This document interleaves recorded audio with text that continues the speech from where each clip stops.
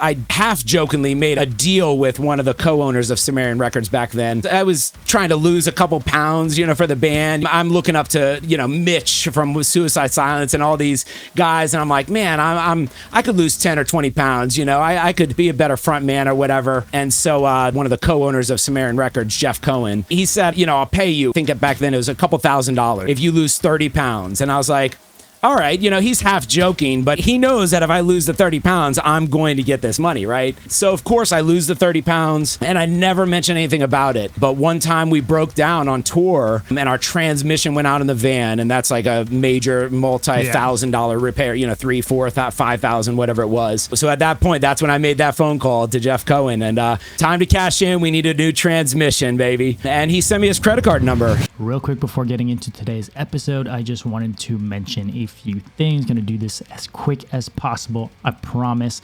First things first, we have a Discord server. If you're not already a part of it, it's the best place to get all the news and updates about the podcast, but it's also a thriving community of people just talking about MySpace, deathcore, metalcore, all the fun stuff. Also, we do these podcast recordings live on Twitch every single Wednesday, 6 p.m. EST. You want the fully unedited, unfiltered versions of these, as well as being able to be a part of the conversation via Twitch chat.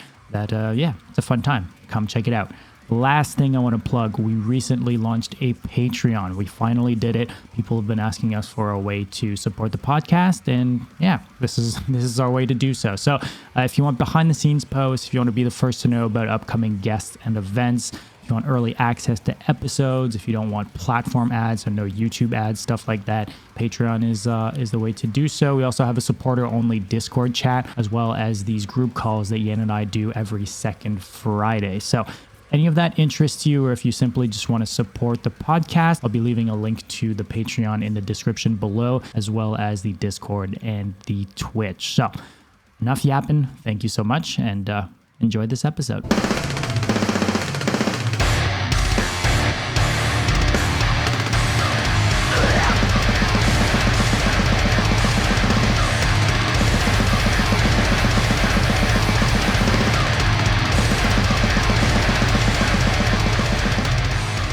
Welcome to episode 64 of the Brutality podcast. My name is Dom, and I'm joined, as always, by my co-host, Yan. And today, we have the pleasure of celebrating 20 years of a very special band that is near and dear to Yan and I's heart. We have the man, the legend, Turncoats 3, Tyler Says Yes, a.k.a. Tyler Greene from ABACABB. Welcome to the show, my man.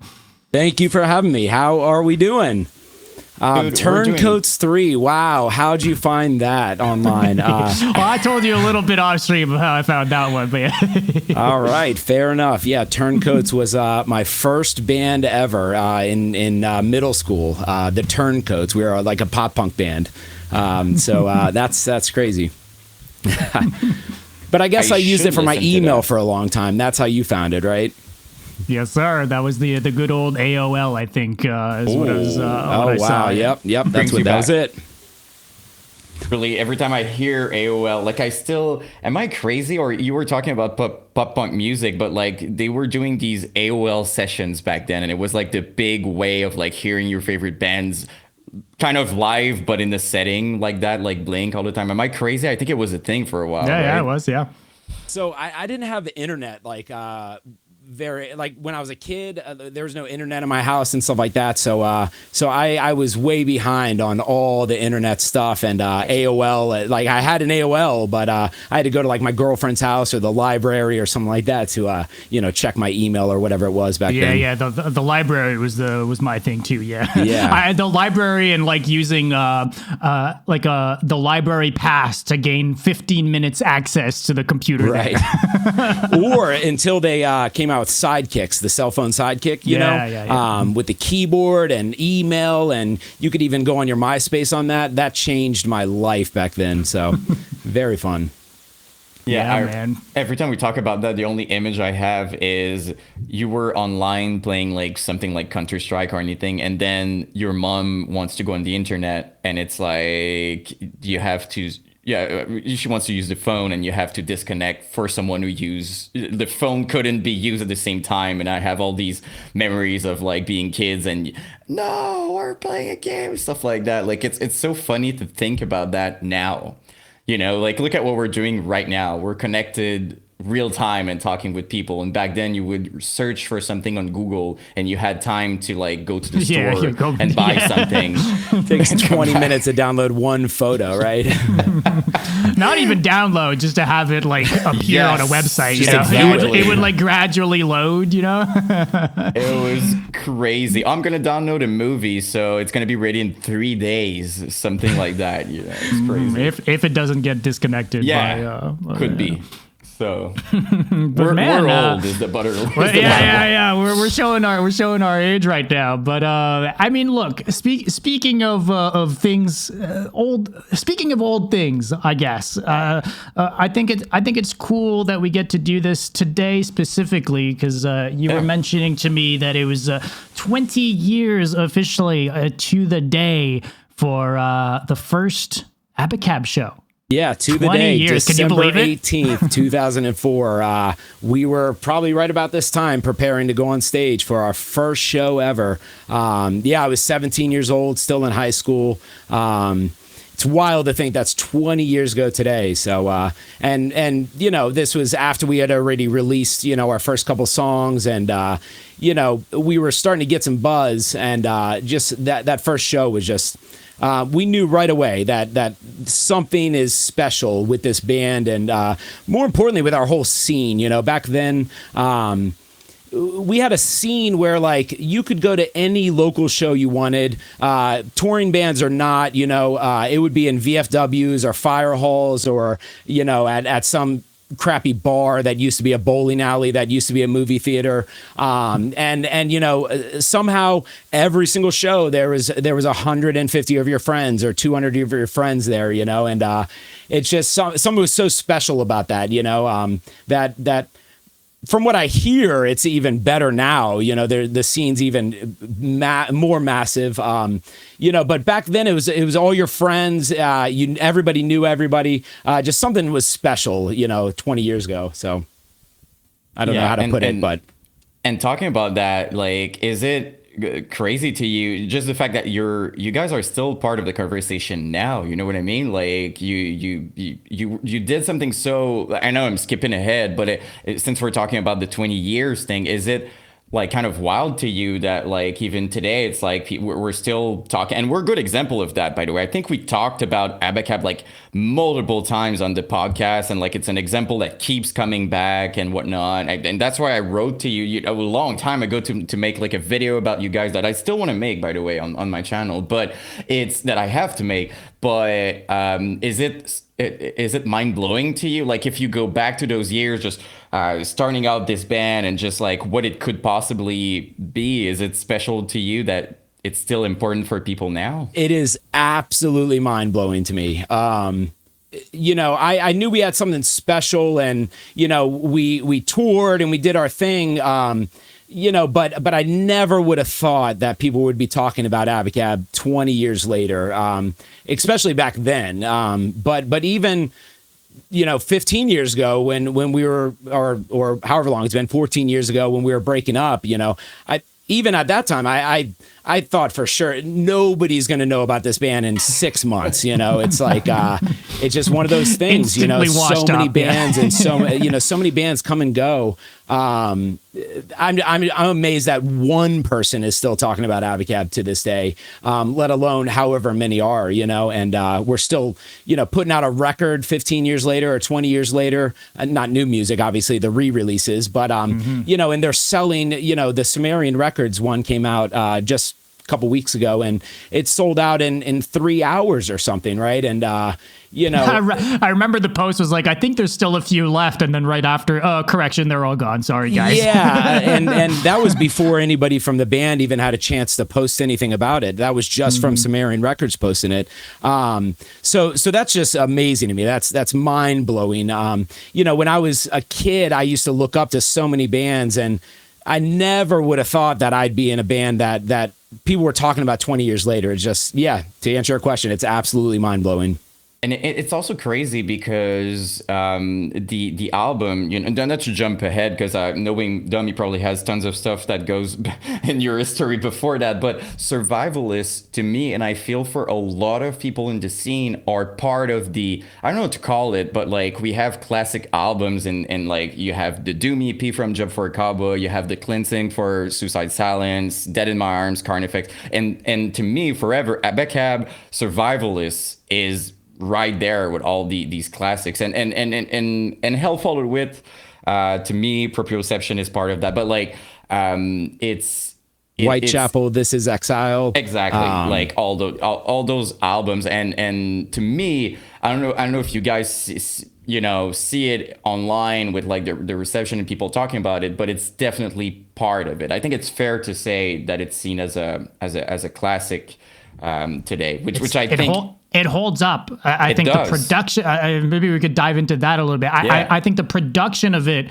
and I guess the it wasn't gimmicky also, like a lot of bands from that era, there was some sort of gimmick that went out of style eventually. I think the style that you guys were playing held up, and the production of that album particularly, like we always say it, like this Survivalist would drop today and it would fit right in. Yep. And like we both still listen to that record today because it fits. It's not even like we listen to a bunch of shit that like sounds bad now by today's standards, but this one still fits with like what could be a current production, Yeah, well, I mean, everything you guys are saying is mind blowing to me, but and thank you. That means a lot to me. But yeah, I was thinking about it, earlier today as I was prepping for the podcast and things like that. But I was thinking about like what bands influenced us and when we came out, and a lot of the albums that you guys just mentioned, Suicide Silence, The Cleansing, This Is Exile, Whitechapel, like a lot of these bands that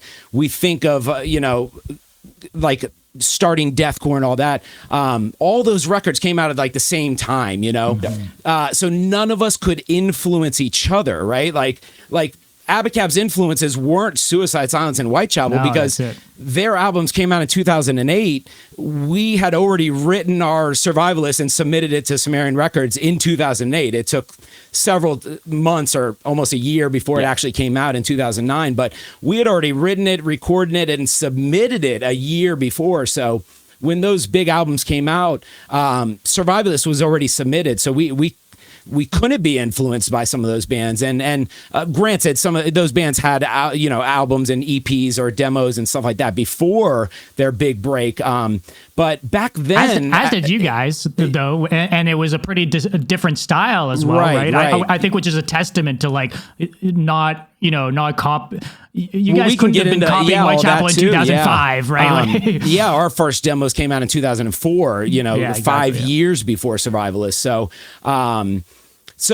our influences go deeper, and I think like a lot of those bands, including ABACABB, Suicide Silence, Whitechapel, Job for a Cowboy, I mean, you name it.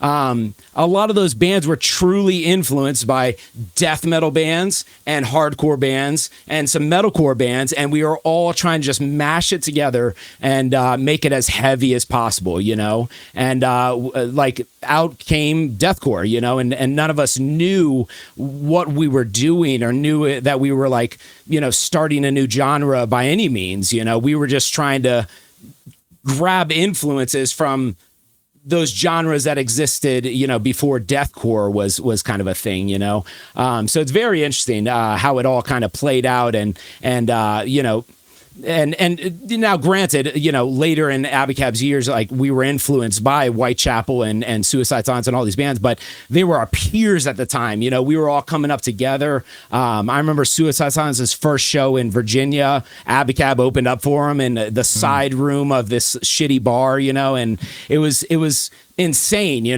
but and same with Despised Icon, right? Like one of their first huge shows in Virginia. ABACABB played and in the side room right next to them, and there was a window in between the two rooms, and I looked behind me. I was playing drums at the time, but I looked behind me, and some of the guys from Despised Icon, Alex, is sitting there watching our set and stuff like that, and we've just remained friends ever since. So it's like all these bands were our peers at the time. I remember playing this like really shitty fire hall in front of, I don't know, maybe 40 or 50 people with Whitechapel back in like 2005 or 2006 or something. And Elijah and Arsonist Get All the Girls and like Knights of the Abyss and all these bands, you know, we were all influencing each other, but we were all truly influenced by the bands, you know, 5, 10, 20 years before us. And we were just trying to mix genres, I think, you know, but. Yeah, which made it really raw, and we keep talking about Despised Icon. It's always cool for us to hear. I mean, yeah. It's always cool to hear because we're super proud, right? Like we're French Canadian and they're from here and everything. And every time we hear about the band, it's always about them being humble and cool with people and nice, which is awesome to hear, because some people back in the days, like we heard many stories, right? And some people felt competitive maybe in between the band, but it feels like Despised Icon never did, right? Like they Despised Icon are those are the best dudes ever. They always helped out ABACABB whenever they could.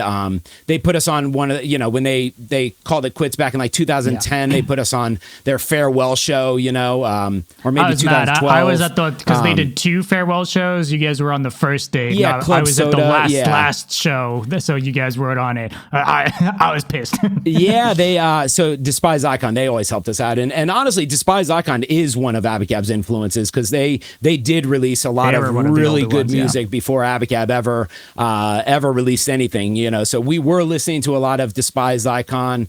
All Shall Perish was putting out some music before ABACABB. They influenced us.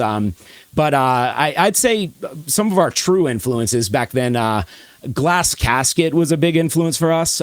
Deadwater Drowning was a huge influence for us. Acacia Strain had just come out, and they were a huge influence. So there were some bands, you know, definitely doing deathcore and definitely influencing us on the East Coast here and making a name for themselves for sure.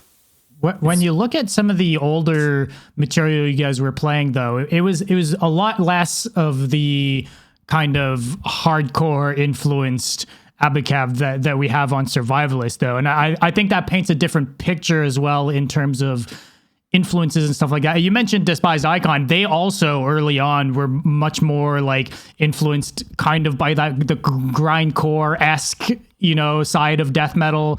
And you guys were playing with bands like Ed Gain and stuff like that, yes. which fit a lot, right? It was kind of like grindcore, mathcore, you know, that's heavy, low. You mentioned Arsonists Get All the Girls. That style of band was like, to me, very early deathcore. A lot of deathcore bands were doing like that kind of wacky, sporadic, you know, heavy music. Yes, our first demo that came out, you know, 2004 definitely had more of the grind, like chaotic stuff influencing us, and I think that came from Ed Gain, like you said. You know, Pariah, I remember, was a band on Black Market Activities. I think Black Market Activities in general influenced a lot, so it was like From a Second Story Window, and you know, just some of these more chaotic grindy bands, you know, that we really liked. Into the Moat was more not grind but more tech and stuff, so so we had some influences from, like, it was more grindy back then for sure. And then as we got older, got some different members, things like that, started writing Survivalist. Yeah, it got a little bit more, you could say hardcore or even metalcore influence, you know, more chuggy and a little less chaotic, a little less dissonance, you know, chords and stuff like that. So yeah, I was curious, like, you know?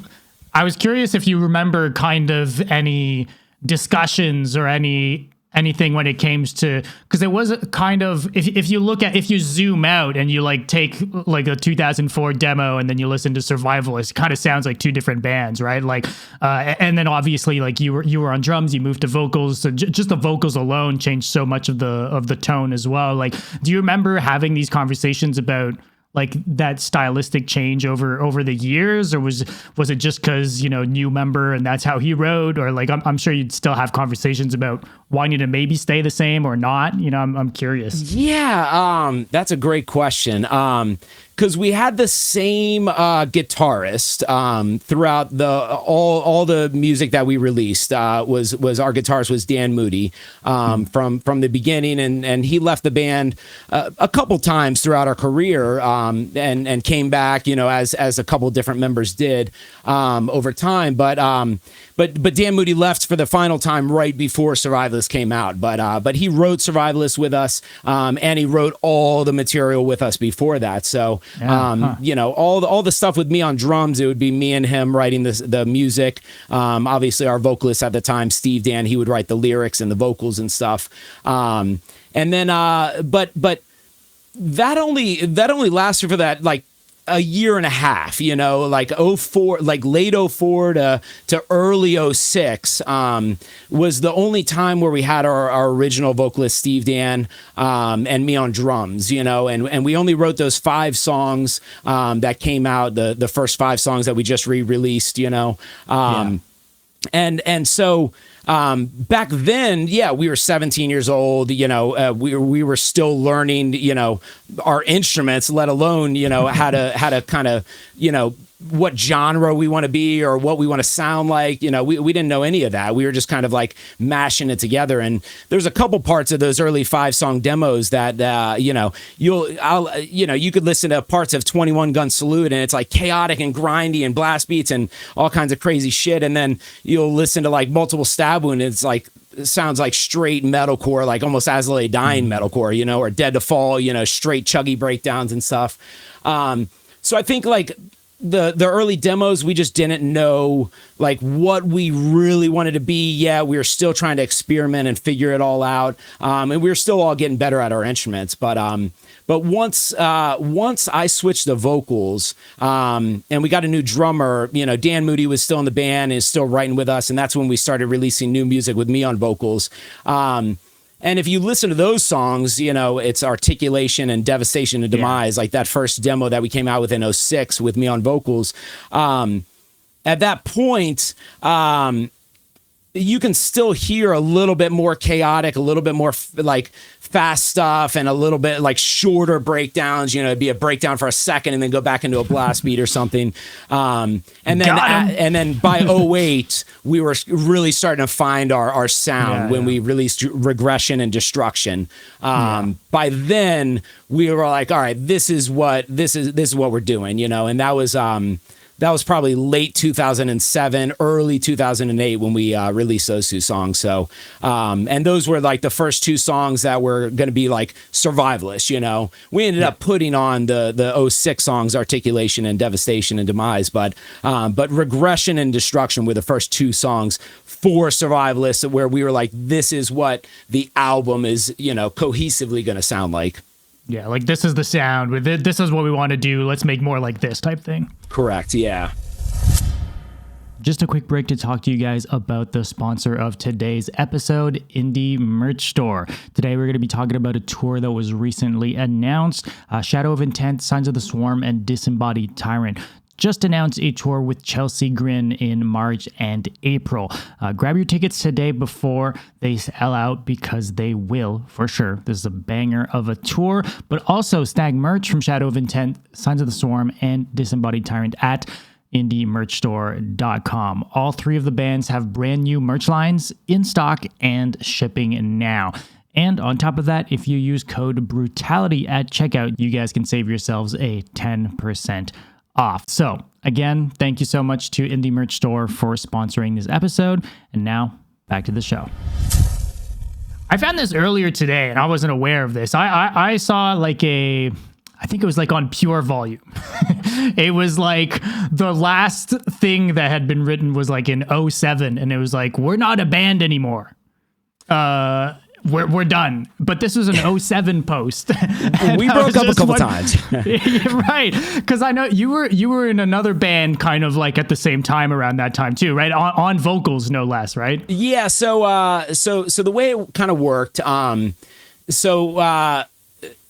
me and my friends had bands before ABACABB. I was in a band with some kids from my high school, and actually the original singer of ABACABB. We were in like a metalcore band called Light the Sky.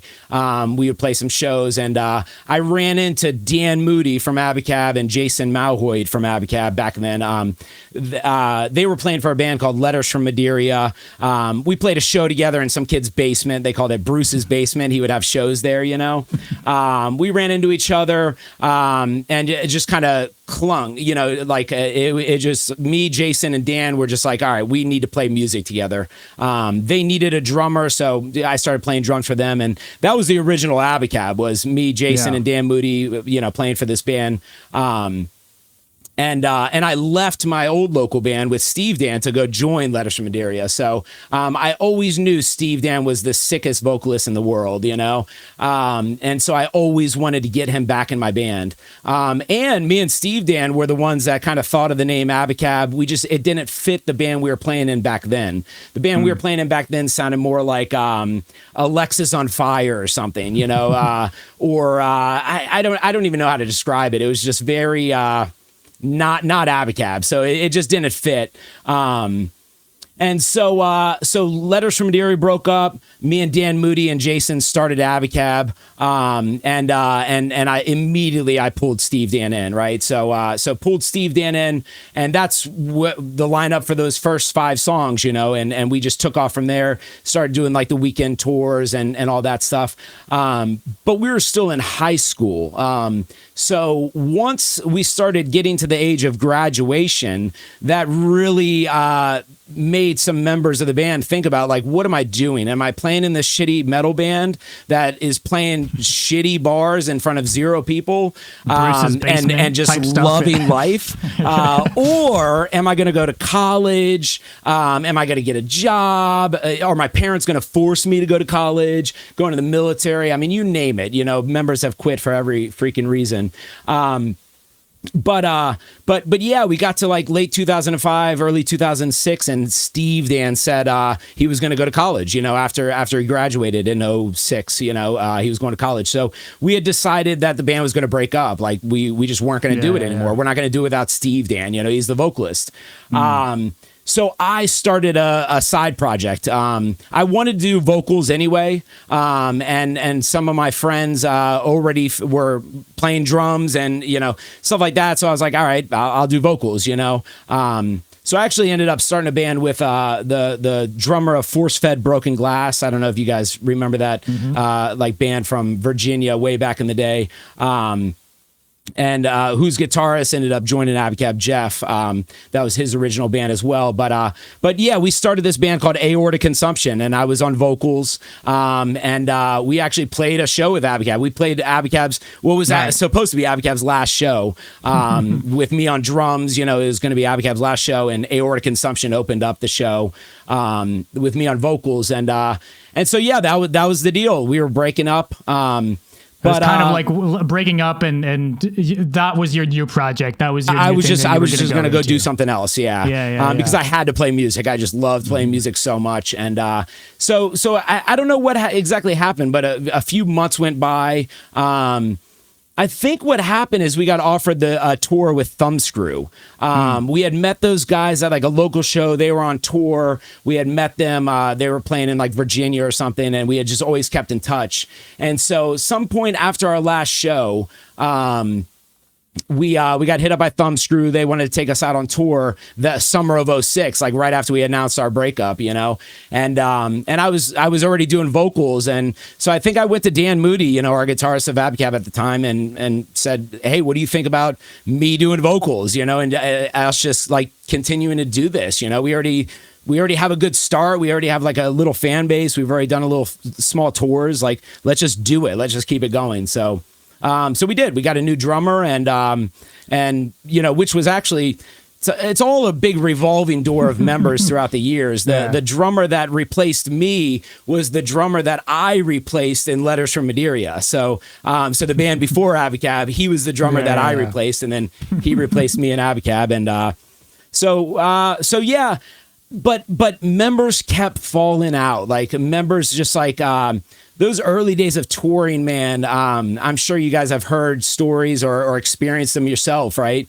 But touring the country, playing like VFW halls and like shitty bars in front of like 10 or 12 people for $0. All you're playing for is like your dream of making it big, and having fun with your friends, but that's not for everybody, right? And so I kept doing it, right, throughout the years. I just wouldn't stop. Members would quit, and I just replaced them as fast as they could get out. I would get somebody else in, right? I think that ultimately, and we can get into this later in the podcast, but that's ultimately, I think, what led to us, calling it quits is me just getting burnt out on that lifestyle, not the lifestyle of touring. I loved it.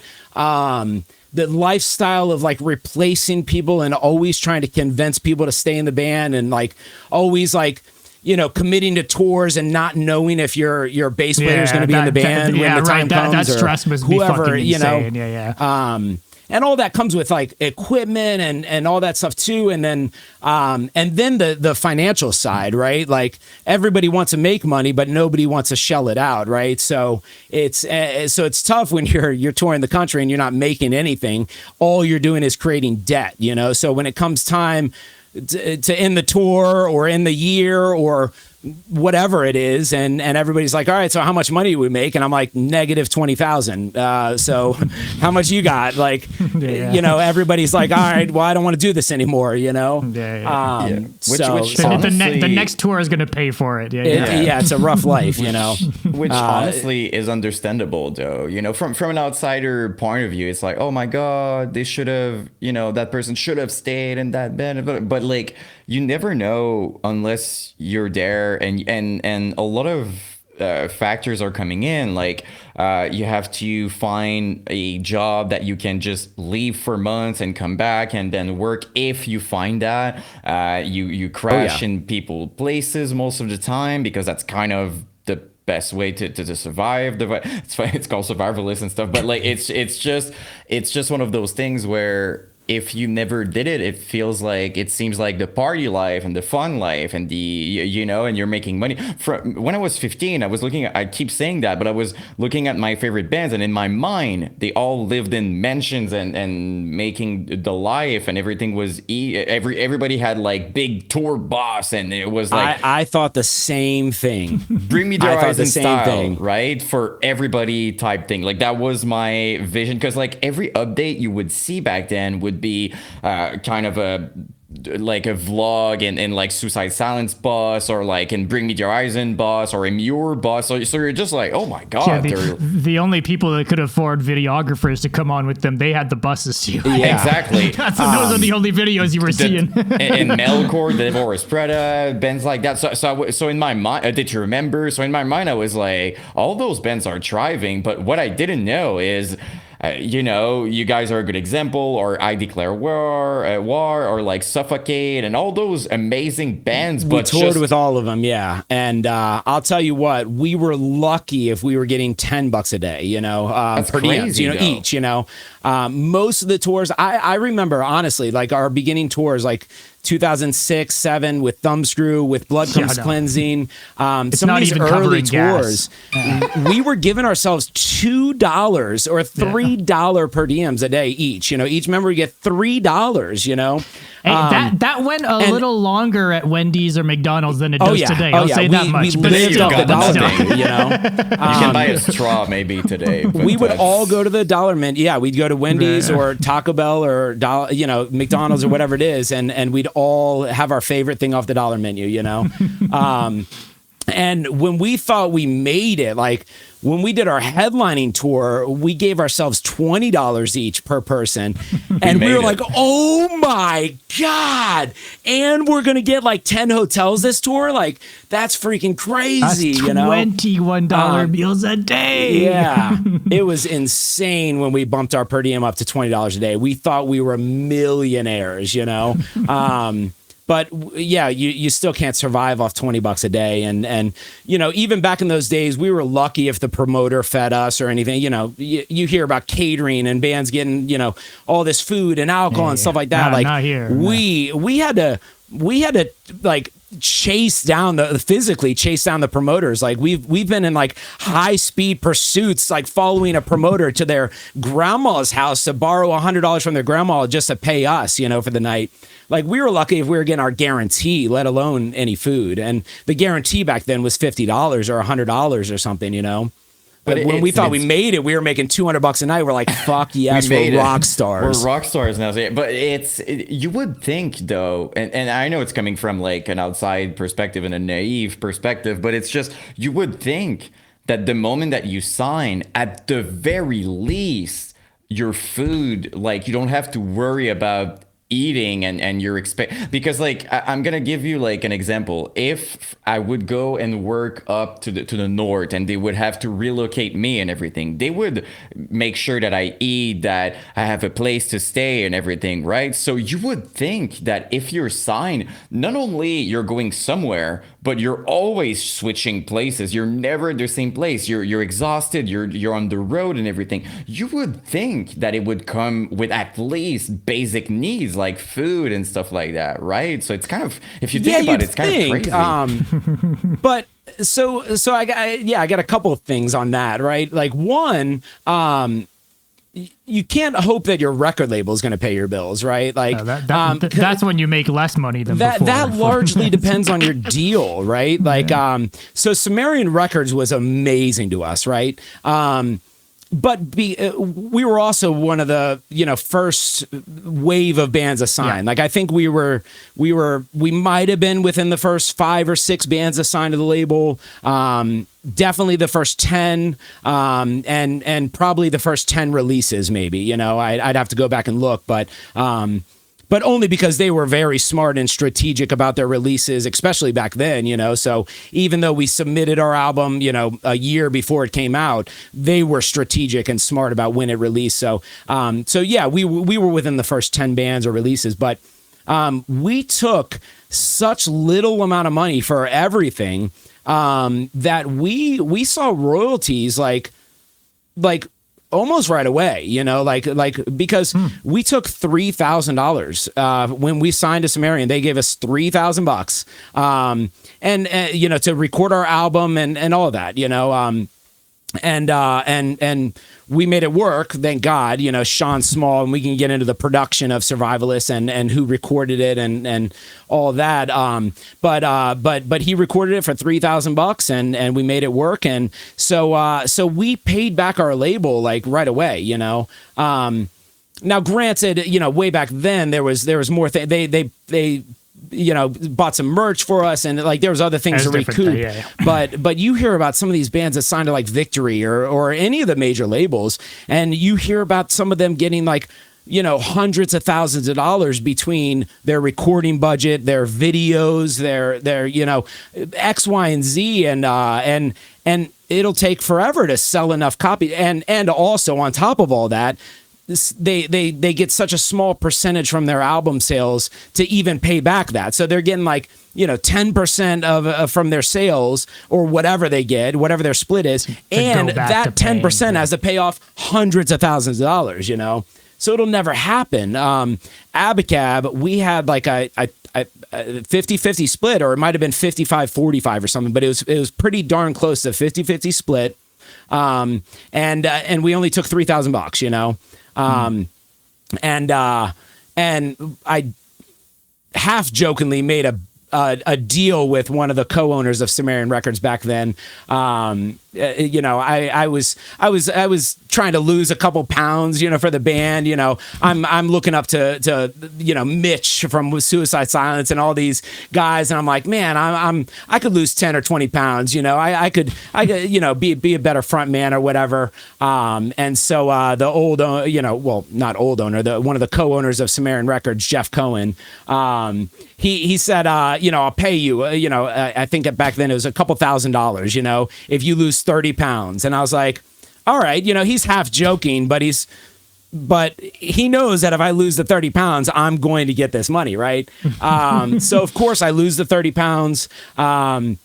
And I never mentioned anything about it. But one time we broke down on tour, and our transmission went out in the van, and that's like a major multi-$1,000 repair, you know, 3, 4, 5,000, whatever it was. So at that point, that's when I made that phone call to Jeff Cohen, and sure enough, smart yes, man, yeah. time to cash in. We need a new transmission, baby.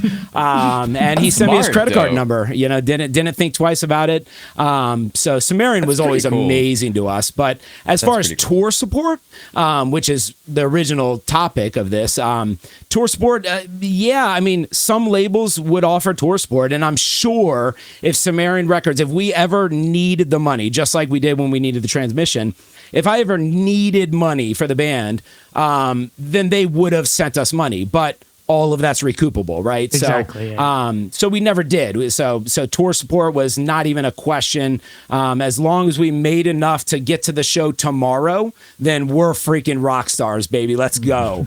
As long as we can get there tomorrow and play another show and maybe make $50 more, then we can maybe make to the show the next day, you know? So that's kind of the way we lived back then.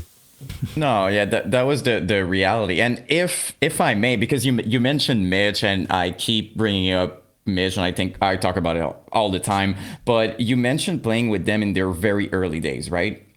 Do you remember, how it felt to see, because I know from the start Mitch was a freaking beast on stage, right? So I'm just curious, like, your first impression when you kind of just like, maybe you saw them before performing with them or whatever, but like the first time you saw him, were you just like in shock or something, or how? Yeah, how was their that? first show in Virginia, our whole scene was in shock. I don't remember who they were on tour with. I want to say it was Too Pure to Die, but I might be wrong.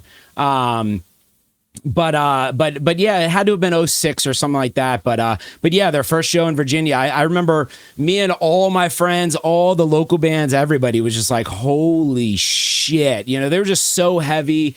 And yeah, just Mitch with all the tattoos and this tall, skinny dude, you know, just a presence for sure. You know, just like you've said on the podcast, an icon for our scene, for our genre, you know, just truly an icon. Would you say that it was like he was? I think you said it already, but like it was part of you as a vocalist, like an influence in terms of like of the presence and how to be aggressive on stage and stuff.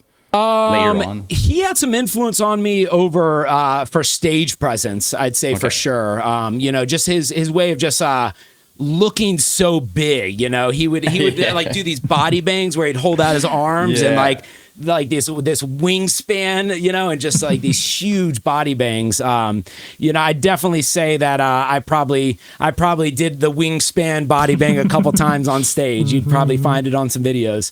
But yeah, as far as a vocalist, on top of the box, classic. Oh yeah, baby. The ego riser, right? That's what we called it back then. Wow. Yeah, and I'd say we probably got that from maybe Mitch. I don't know who I don't know who the first band we saw with an ego riser back then was, but it might have been Suicide Silence. Suicide and Whitechapel was doing it early too. That was like to me were like some of the early bands too. But I mean, at a certain point, everyone was doing it. Like it wasn't a question anymore. It might have been. It might have been after that show that I saw Suicide Silence. I might have gone home that day and built an ego riser for myself. It might have been that. I even saw an ego riser with the lights inside with the plexi on top. That was like bringing the ego riser to the next level. Yeah, so that's one thing. And we could talk about that for a second. That's one thing I was really big on from day one. Is the way we looked when we played a show. So in the early days, we were always playing on the floor. So if there was a stage, we would play on the floor in front of the stage, you know. And I don't know why we did it. And not many other bands followed suit. Like it wasn't like all the bands would play on the stage and then we'd awkwardly play in front of the stage and drag the monitors down or whatever. And it's like, all the sound guys hated us because we're playing in front of the speakers now, and it's just like a nightmare to mix. But that was part of our thing. Like, we just wanted to be chaotic and just in your face. Like, I wanted that energy of being like right in the crowd. You know, if somebody wanted to sing along, they don't need to jump on stage, crawl over people. They're just running up to the stage and just singing along. And I just loved the idea of, you know, I'd watch like these old videos of other metal bands, hardcore bands, whatever it is. And like, you know, if they're playing on the floor and like the drummer, like his cymbals are getting knocked over by somebody that got pushed, you know, into the drums. The crowd kind of surrounds the band. Yeah, it goes almost 360. Like, I just loved that energy. But on top of that, we were always, I was always obsessed with lights.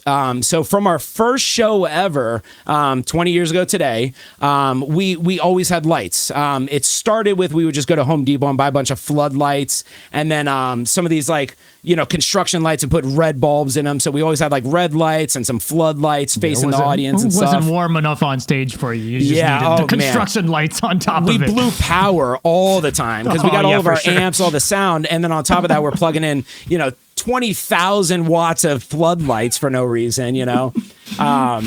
And so a lot of the times we would, you know, halfway through the set, the power goes out, and then we just have to finish the set in the dark because we're the asshole that told them to turn off all the house lights and, you know, all that That's stuff. a vibe.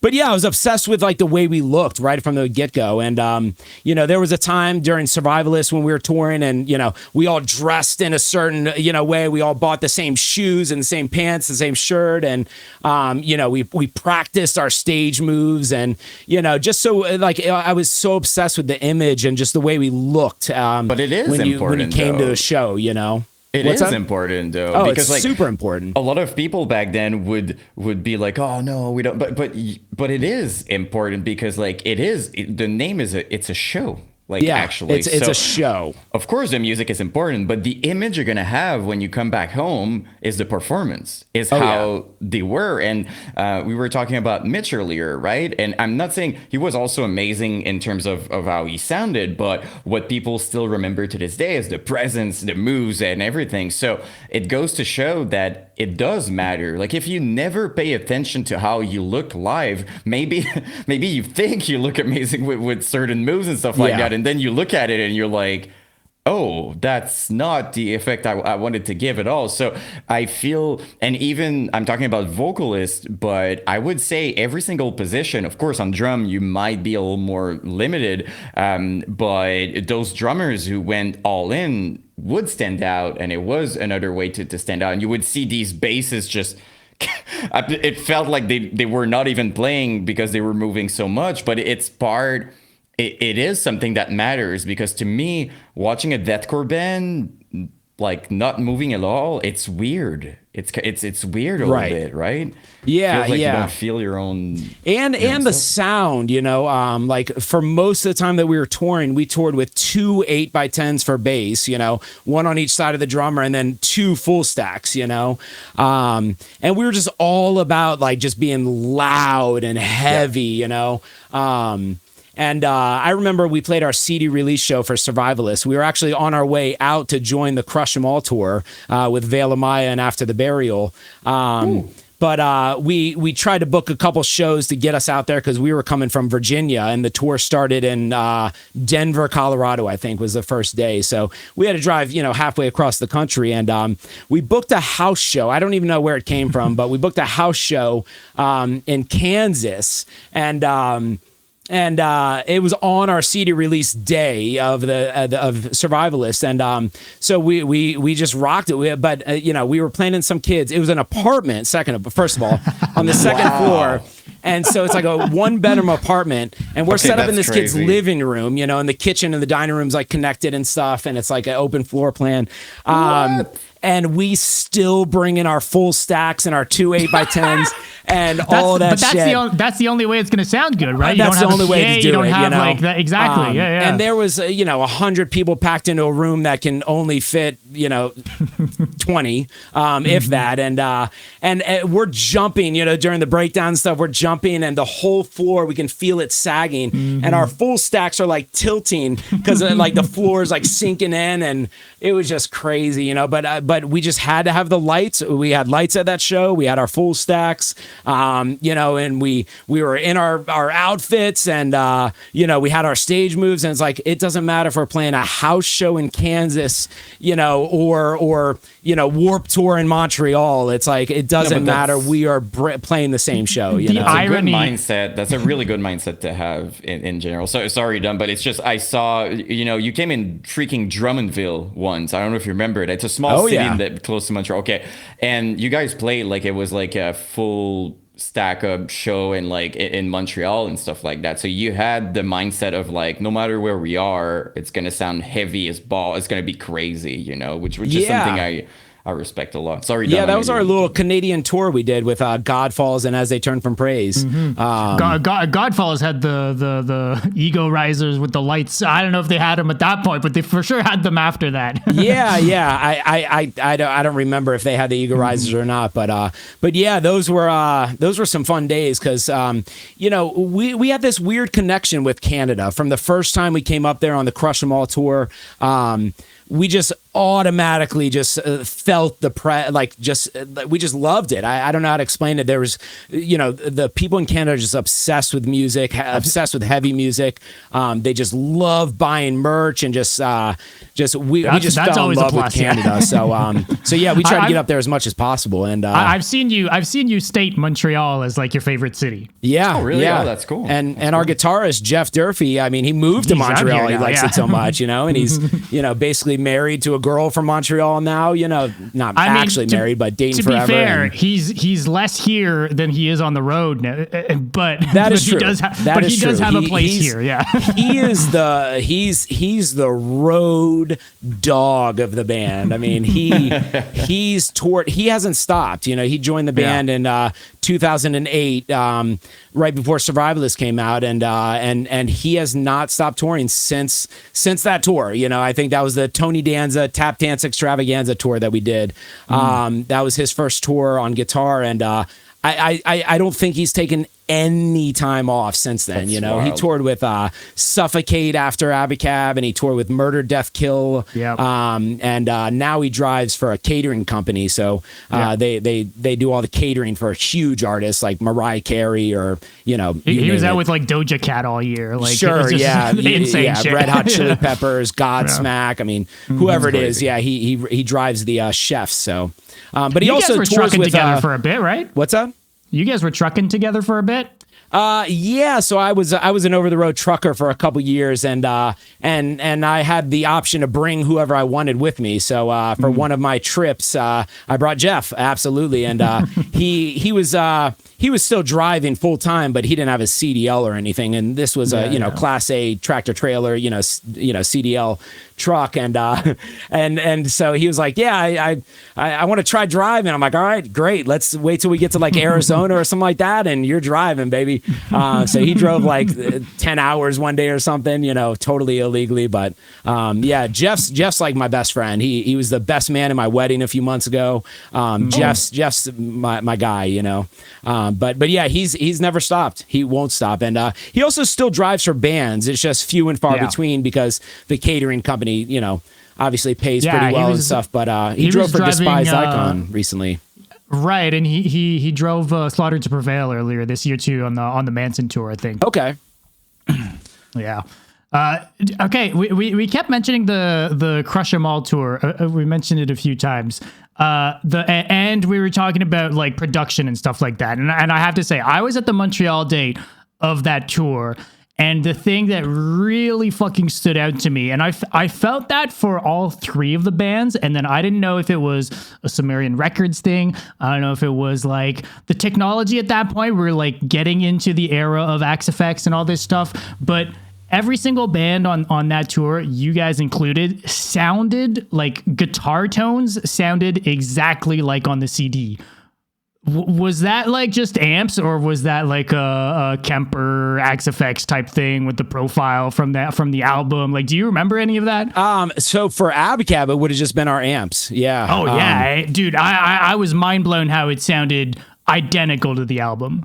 Well, yeah, I know our guitarists, at the time it was Jeff Durfee and Aaron Bagby. And I know they were both really into tone. And like I said, we had the full stacks and we just wanted to sound as heavy as possible. And so if we captured that guitar tone the right way, then that's great. Yeah. Yeah. I mean, maybe that's what we were a part of the for. studio process, like just having maybe that's what the reamp was just the actual, the same setup as the live setup, or I don't know what it is. Yeah, I don't play guitar. So I don't know. I know Sean Small, the guy that recorded our album back then, is definitely a master of recording and can definitely get the tone that you're going for and stuff like that. So he's actually since kind of blown up himself. He's actually in Nashville now, and he writes music for all these huge artists. So like he wrote Lizzo's music and like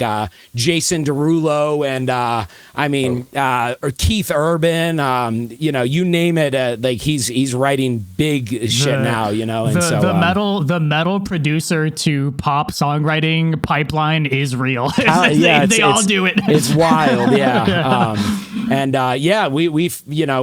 He was from our scene back then, and recording all the local bands back then. So it was just obvious that we would go with him. Was he? He was local Virginia for you guys? Yeah, Northern Virginia. Yeah. Cool. So I wasn't sure if you guys like traveled to go to a studio or whatever. Yeah, he was close to you guys. Yeah, we went with Sean. He had recorded the demos, not the early demos, the first 5 songs, but everything with me on vocals. Yeah. Everything with me on vocals he's done, and so it just made sense that he already knew the band. We had a good style of recording the music and things like that, and it just made sense. And the budget was the final thing. Like not a lot of good producers. And he was great, but not like he was still coming up. So he was willing to do it for our budget of $3,000. It sounds like 10K, which is absolutely right back then to a bunch of 18, 19 year olds. It's like that's tons of money. That's like I don't need to work for 3 more years after that. So yeah.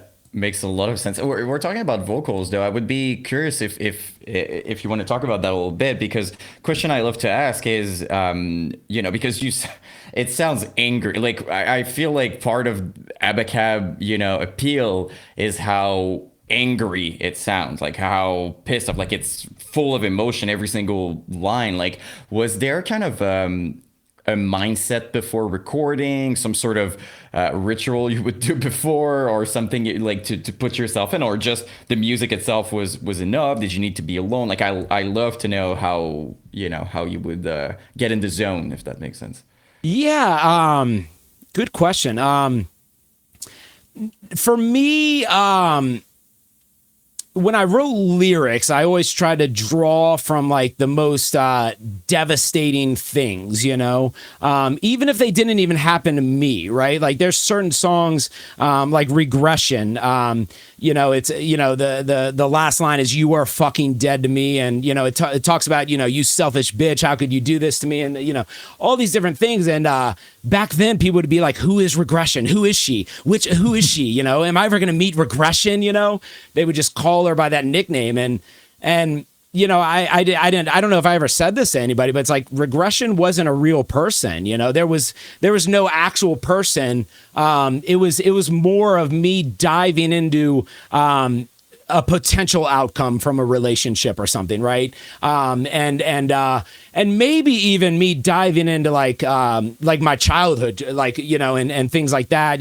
My parents separated because my dad cheated on my mom or whatever, and so maybe if it's even me digging down like deeper than that, right? And it's almost like creating a movie in a way, right? When you write a movie, you can do something it didn't happen to you, but you can still, like, for example, you're an actor, you can still act and like feel how it would be, right? Right, In right, a way, yeah. so.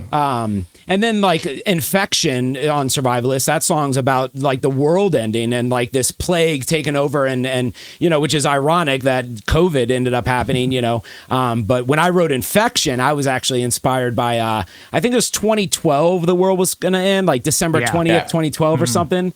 So when I was writing Survivalist, 4 or 5 years before that, I was kind of into this theory that the world was ending in 2012, and this COVID type thing was going to happen.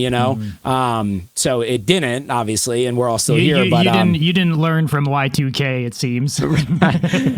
Exactly, But yeah, so like Infection isn't about something that actually happened. It's about something that a potential outcome in life, Whereas other songs, Survivalist was about my dad beating cancer. Addiction was about my mom being addicted to drugs. Just certain things were about things that are very personal with my life. But certain lyrics were made up stories, about potential outcomes, that may or may not have happened in my life, But yeah, so I think there was just so much like emotion and anger behind the lyrics, but also for me is always about the live show. Everything was always about the energy of a live show and like the scene, it's like all my friends, coming out and like, stage diving and moshing and singing along to the parts and stuff like that. So that energy that I knew was going to come from the songs, like fueled me in the studio, like I could get more angry or more emotional or like just more into the songs. Just from thinking about that energy from the live shows, and when we recorded Survivalist, like I said, the band had already been going for 4 years, 5 years almost at the time, and so I fell in love with the live setting and just all that. So for me, it's easy to tap into that in the studio.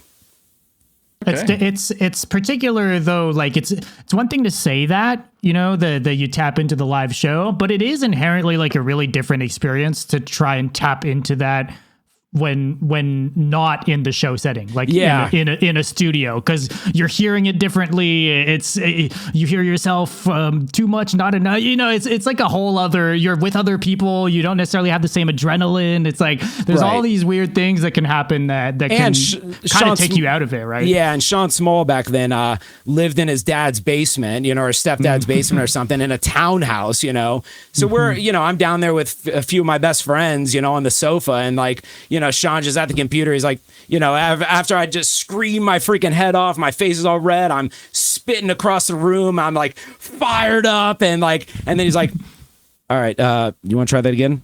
Yeah. Right. Yeah. I'm like, what do you mean? Sure. All right. Yeah, let's try it again. Yeah, that one good enough. All right. Yeah, let's try it again. And then I'm like, I try to get in that mindset all over again. And like, my friends are like playing, Guitar Hero on the TV, like in the corner. And it's like, yeah, I mean, you're absolutely right. It's a different setting to try to tap into that in the studio for sure.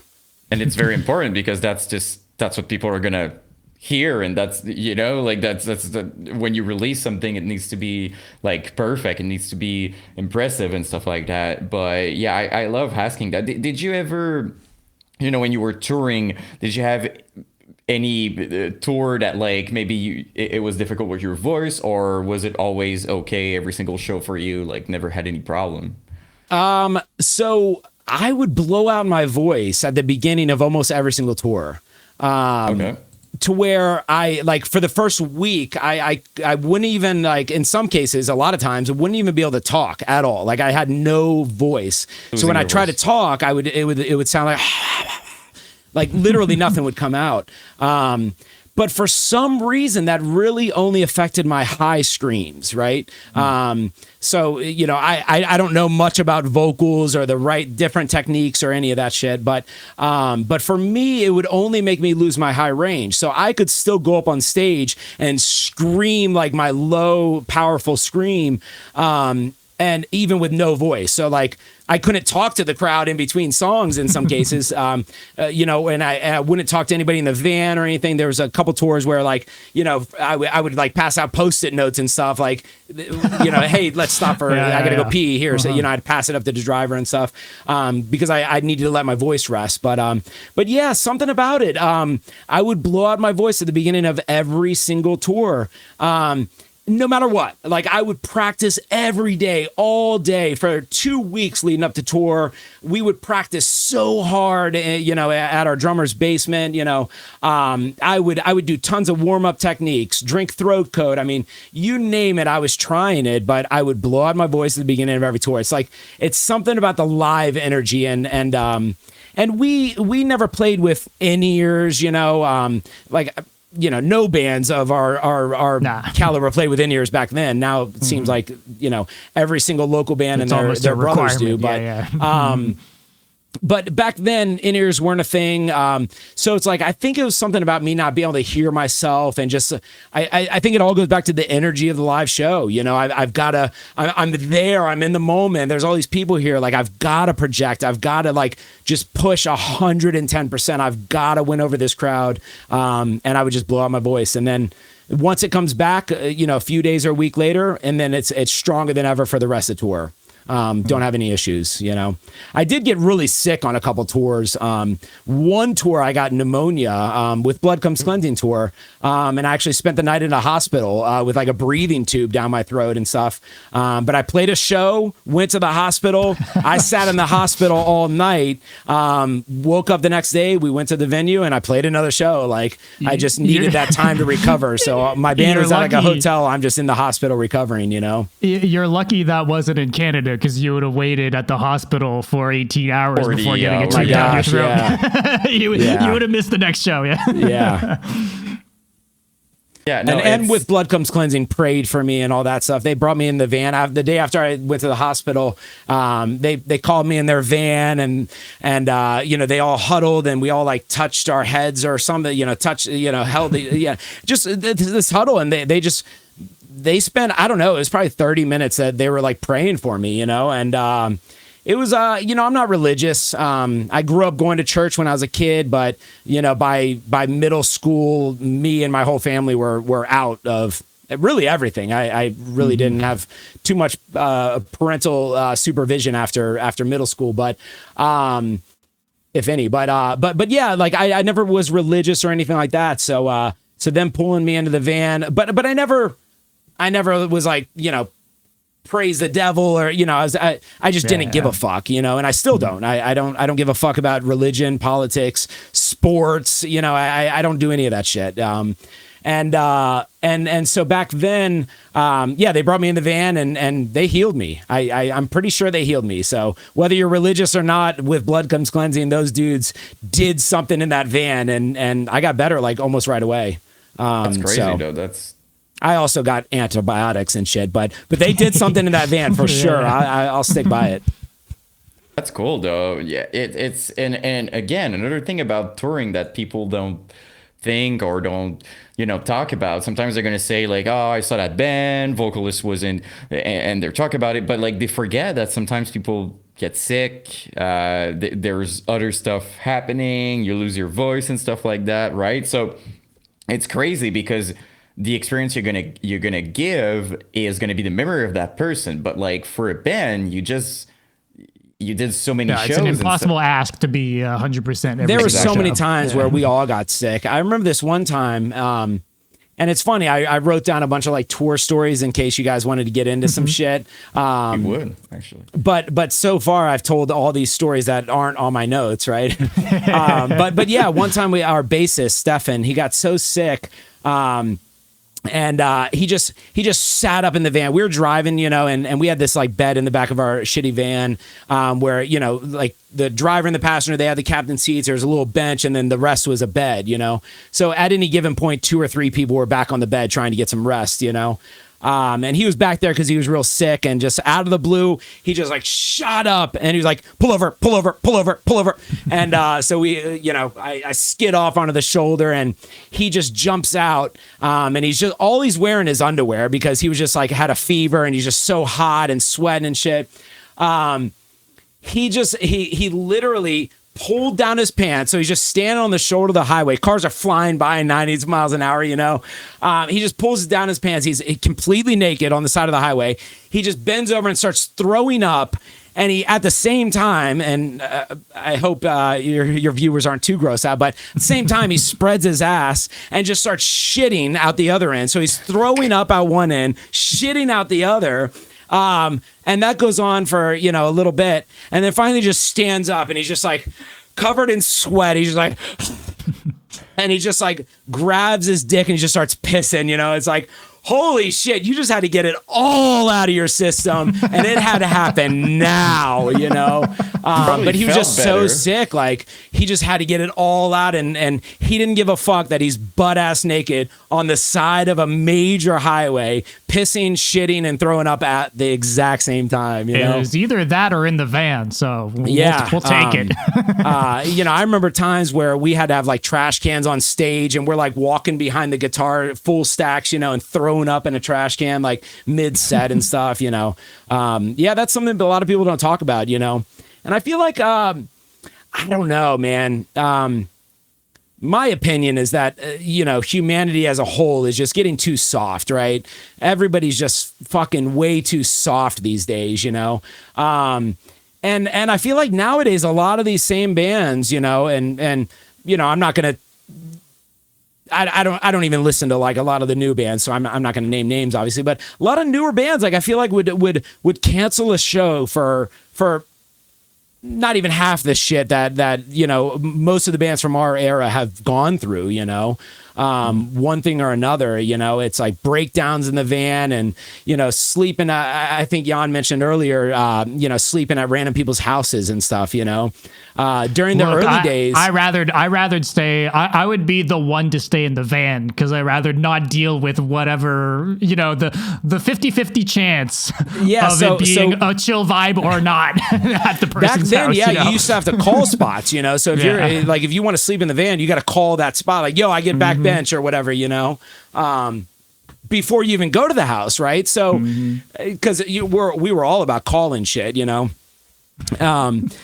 so every night on tour, every single night, and this was probably throughout most of the history of the band. Like, we never stopped doing this. We would ask for a place to stay every night on stage. And I just think about that now. Like, imagine like a Suicide Silence at a show now saying, "Hey guys, we're looking for a place to stay tonight. So if anybody has a place to stay, come talk to us at the merch table after our set. We'd love to meet you and come stay at your house."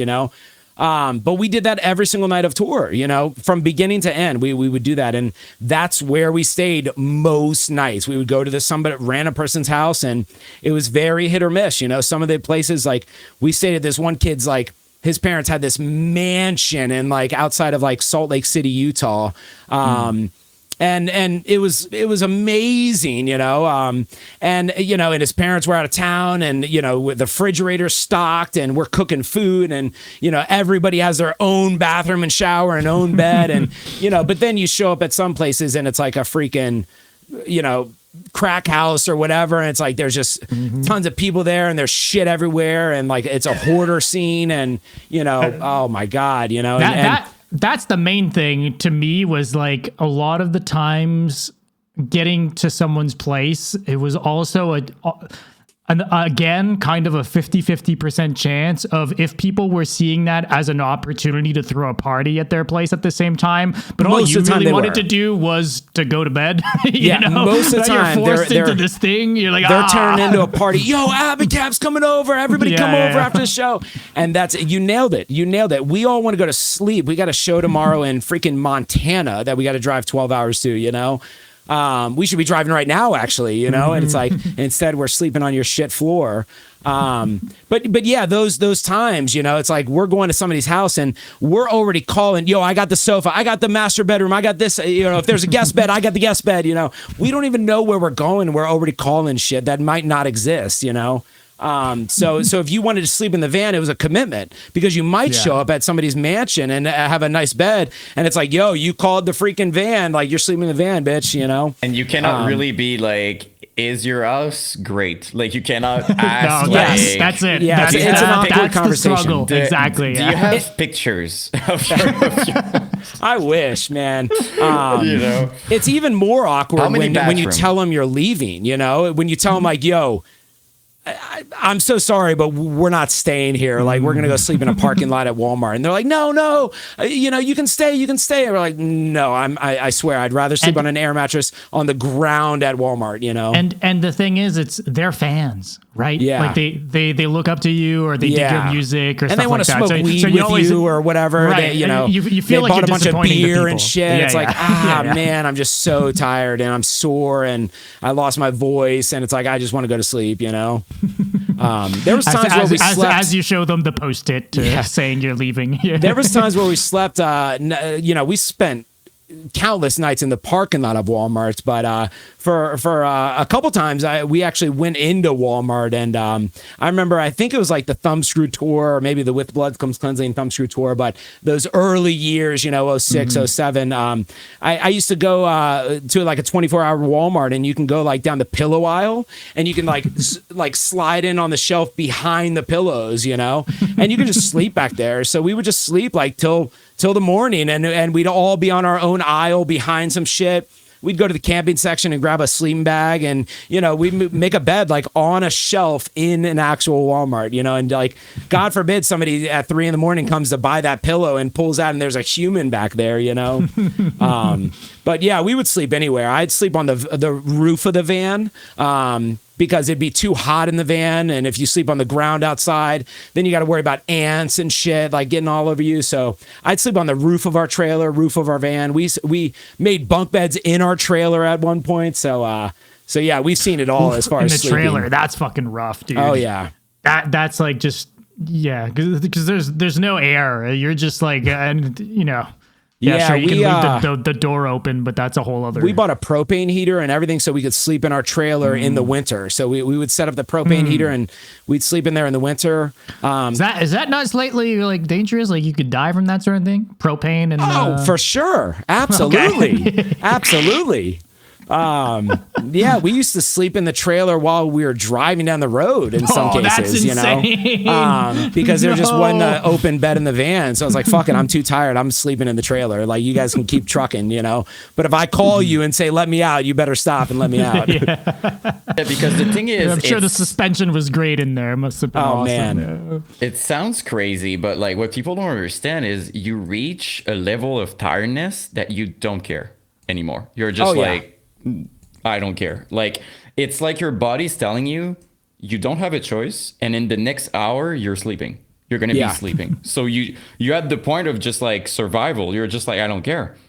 I was always afraid of that with our drivers, you know, and I know I drove a lot, but there was a lot of years, you know, where we took shifts, you know, we would be required to drive either, you know, 3 hours or 150 miles, whichever comes first, and then you switch. And, you know, if your shift ended before, you know, when we got to the venue and you still have an hour left, then you got to drive an hour after the show, and, you know, just all these different rules as far as who was driving and when, because that would ultimately dictate who could drink and who couldn't and stuff like that. But even if our drivers were sober and all that, like, I still worried, like, we're all exhausted, you know, it's like one of us could fall asleep behind the wheel at any moment, you know? And it is something that happened to a lot of people. For sure, if we're honest, it did happen. And, we crashed our van twice in the same day, actually. But it wasn't because I fell asleep behind the wheel. We had we had bald bald van tires. So our tires were bald, and so it was snowing and icy and stuff. So you hit one little piece of ice with bald tires, and you're just spinning off. And so so that's a funny story. We actually we played a show, one of Scott Lee's show. Scott Lee is the guy that does New England metal and hardcore fest and stuff. We played one of his shows in Massachusetts, and we were going to Canada, and we had to go for the Crush 'Em All tour, our first time in Canada, actually, now that I think about it. Our first experience going to Canada, we went to Scott Lee's office in Massachusetts after the show, because he had a printer, and our manager at the time sent all of our documents, exactly, to Scott Lee to print us off. So went to his office, got all the documents printed off, and hit the road late at night. It was snowing and stuff, and we crossed right into Vermont, and I spun out. The van turned sideways going down the highway at like 60 miles an hour, and we're just drifting sideways going down the highway. And all my guys were like sleeping at that point or just falling asleep. I was like, all right, here we go, boys. And we just spun out and went down into the ditch backwards. Super scary, not too much damage, like a couple dents and stuff on our truck. But none of us got hurt or anything, thank God, you know. Trailer didn't like T-bone itself, it T-boned itself and messed up our van a little bit, and our back door never shut properly after that and stuff, but nothing that we couldn't drive away with, right? So we were like, all right, we're good, but we're still stuck in a ditch, right? So we had to call AAA. They actually had to shut down part of the highway and salt it, and then connect us to 3 different tow trucks, because every time they connected us to try to drag us out of the ditch, the tow truck would start sliding into the ditch. So they had to salt the whole part of the highway, get more tow trucks, and they all hooked to us and pulled us out of this ditch. And the police were like, hey, it's late at night. It was like probably 1 or 2 in the morning at this point. Why don't you guys go take the next exit and relax, rest until the sun comes up and then hit the road again. We're like, all right, that works, So I just pulled over the next exit, slept for like 3 or 4 hours. Sun comes up at 5:30 or 6. I'm like, I got to hit the road. We get right back on the highway. 1 mile later, the exact same thing happens. No. I spin out, but this time I slammed into the guardrail head on. And it did some damage this time, that we had to take it to get it towed to a shop. And the cop showed up and, was it the same cop? It wasn't the same cop, but he said he heard about us just crashing, right? So he was pissed that we just crashed again. And he tried to give me a ticket, or he did give me a ticket for reckless driving and speeding, right? And I was like, how was I speeding? I was going 40 miles an hour. I was going under the speed limit because I was terrified I just crashed. I wasn't even going the speed limit. And he said, anytime you crash, we can give you a ticket for speeding, right? Because you were obviously going too fast for the conditions, he said, right? And he gave me a reckless driving ticket. So me and him got into it. I ended up spitting in his face or something like that, And so he put me in the back of the cop car, sent my guys on the way with the tow truck, and I met them at the place later. The cop eventually let me go or something. He basically told me, calm down. He thought I was showing off in front of my guys. It's like, no, I'm just pissed. I'm not paying these tickets. I eventually did. They tracked me down like 5 years later. They suspended my license in Virginia, and I had to fucking send Vermont money. But long story short, we got on the road. We had to go to a shop. We sat at the shop for a few hours, got on the road, got to Canadian border, got through the checkpoint, got to our first show just in time. We had already missed our set. But Veil Maya played in our spot and left all their stuff on stage, so that we literally pulled up to the venue, got out, ran on stage, played on all of Veil Maya's equipment, I think, and just rocked the show. Cool move, in Ottawa, and that was that. That's a cool move from them though to kind of. First day of tour too. Like you don't know these people, right? Like had you we had already been on tour for a little bit at that point. Yeah, it was the first day in Canada.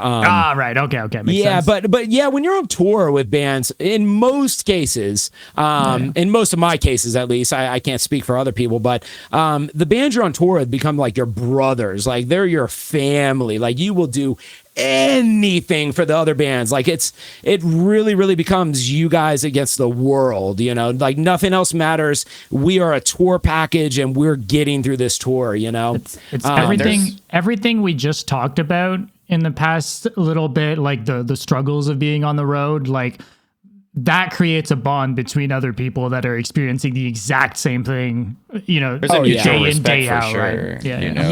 Yeah. Especially when there's no money involved. We're all out here like struggling. Like we're all splitting up like, $180 between 3 bands, and all hoping to make it there tomorrow. And we're all going to McDonald's for the dollar menu after the show together. We're all like, if we got a night drive, we're all caravanning together.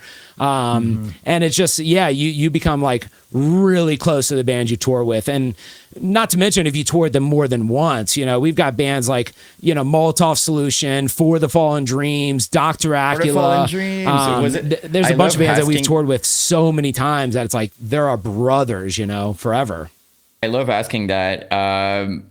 For the Fallen Dreams, was it with Dylan or Chad or both? Do you remember? We toured with Dylan, and then we toured with Legend as well later on with Chad. Legend was, dude, that was so sick. That freaking band. Yeah, so Legend actually is where most of the members from ABACABB ended up going. So our guitarist Aaron at the time and our drummer Naveed, when we broke up, they both joined Legend. And I guess if I'm being honest, we can reel back a little bit. People always ask me about, what happened to new ABACABB music, because we did go write a bunch of music for a month up in New Hampshire way back when. And so on that topic, a lot of the music that we wrote in that cabin up there was written by Aaron, our guitarist at the time. All of us were up there, putting our work in together. But most of the guitar riffs were written by our guitarist Aaron at the time, and he joined Legend, I think, right after ABACABB. So if anybody ever wants to know what new ABACABB would have sounded like, listen to The Pale Horse by Legend. And a lot of those riffs are Aaron's riffs that he wrote for ABACABB and then recycled or rewrote for that album. So yeah, that's pretty much the direction we were going. That's what new ABACABB would have sounded like, just with me on vocals instead of Chad, which I guess is pretty comparable anyway, right? Yeah. No, that's cool. Someone was mentioning that before we started the show, and that was something I was curious about because there's footage of you guys, like a studio vlog, like doing pre-production for new ABACABB, and then it never happened. So it's like there's some songs there. Yeah, that was an interesting time in our life, right? We had just finished our headliner in 2010. It was a year after like Survivalist came out, and we had toured all of 2009. The year the album came out, like we toured that whole year. And even when ABACABB wasn't on tour, like I still went on tour and certain members still went on tour. Like I ended up stage managing Thrash and Burn tour at the time with Immure and Devil Driver and For the Fallen Dreams, Despised Icon. Huge. All those bands were on that tour. And I rode on the tour bus with Immure. That was the only bus tour I ever did, was with another band working. But yeah, so we toured our asses off all of 2009, all leading up to like our headliner in 2010. And then we were supposed to go write our new album, right? It was really challenging for me because I had been through so many members with the band, right? But the Survivalist lineup, it was me, anybody that's listening or, that knows the band, me, Jeff Durfee, Stephen Mills on bass, Jeff Durfee on guitar, Stephen Mills on bass, Naveed Nagdi on drums, and Aaron Bagby on the other guitar. We were the lineup that toured, all of Survivalist, all those tours. And those were our first and only real tours that were booked by a real agent, and we were on Sumerian and all that. So there was a ton of hype for what that second album's going to be, everybody was waiting to see what ABACABB's going to do for their second album, meaning our label and our management and our booking agent. And because everybody's wants to know, are they going to take that next step and be the next, right up there with where Suicide Silence and Whitechapel and all these bands have gotten? Or are they going to just keep trudging along, just keep trucking along, forever, and release more music, but, whatever, just eventually falls off. And I think a lot of the band members were thinking that too, so And it was the first time we were going to write music without Dan Moody, right? He had written everything in the band, and even though he hadn't been in the band for a while at that point, and he never toured on Survivalist or anything like that, us writing music without him, I think for everybody in the band, you know, I was the only original member at that point, but I think for everybody in the band, we just felt like, what direction do we go? Like, who's going to write this stuff, you know? And Jeff Durfee wrote some stuff, and Aaron wrote a bunch of stuff, but I feel like we were all like constricted a little bit. Like, we wanted to make sure it sounded like ABACABB should sound. But without Dan Moody, we didn't know what ABACABB should sound like. You know, we don't know what we would have evolved with. And on top of that, we were just so burnt out. We toured so much on that album that we had no energy left to like go create. You know, we didn't have any time to create throughout that whole year. So we went up to New Hampshire. Jeff's uncle owned a cabin up there. And so we loaded up all of our equipment, went up there for 30 days, a whole month, just us in a cabin in the middle of nowhere. Like, the nearest, neighbor was like 2 miles away. The whole thing, yeah. The closest grocery store was like 30 minutes, you know. So we went up there for a month and wrote a bunch of songs. So I think one of the final straws, we sent it to Sumerian, and they just weren't stoked, you know. They didn't say it was awful, but they just weren't stoked, you know. They basically said, like, hey, if you guys want to be the next big thing, if you guys, like, this is your second album, this means everything, you know. This is make it or break it, you know. And right now, this isn't going to make it, you know. It's going to do fine. It's all right, but it's not like it, you know. And granted, it didn't have vocals yet. It was all instrumental. And I can actually send you guys a bunch of songs, you know, so you guys can hear. But it's no vocals, and so they responded. They were like, "Hey, this isn't it," you know. And so they were like, "Have you guys ever thought about, you know, co-writing some stuff, or like, you know, having somebody help you guys?"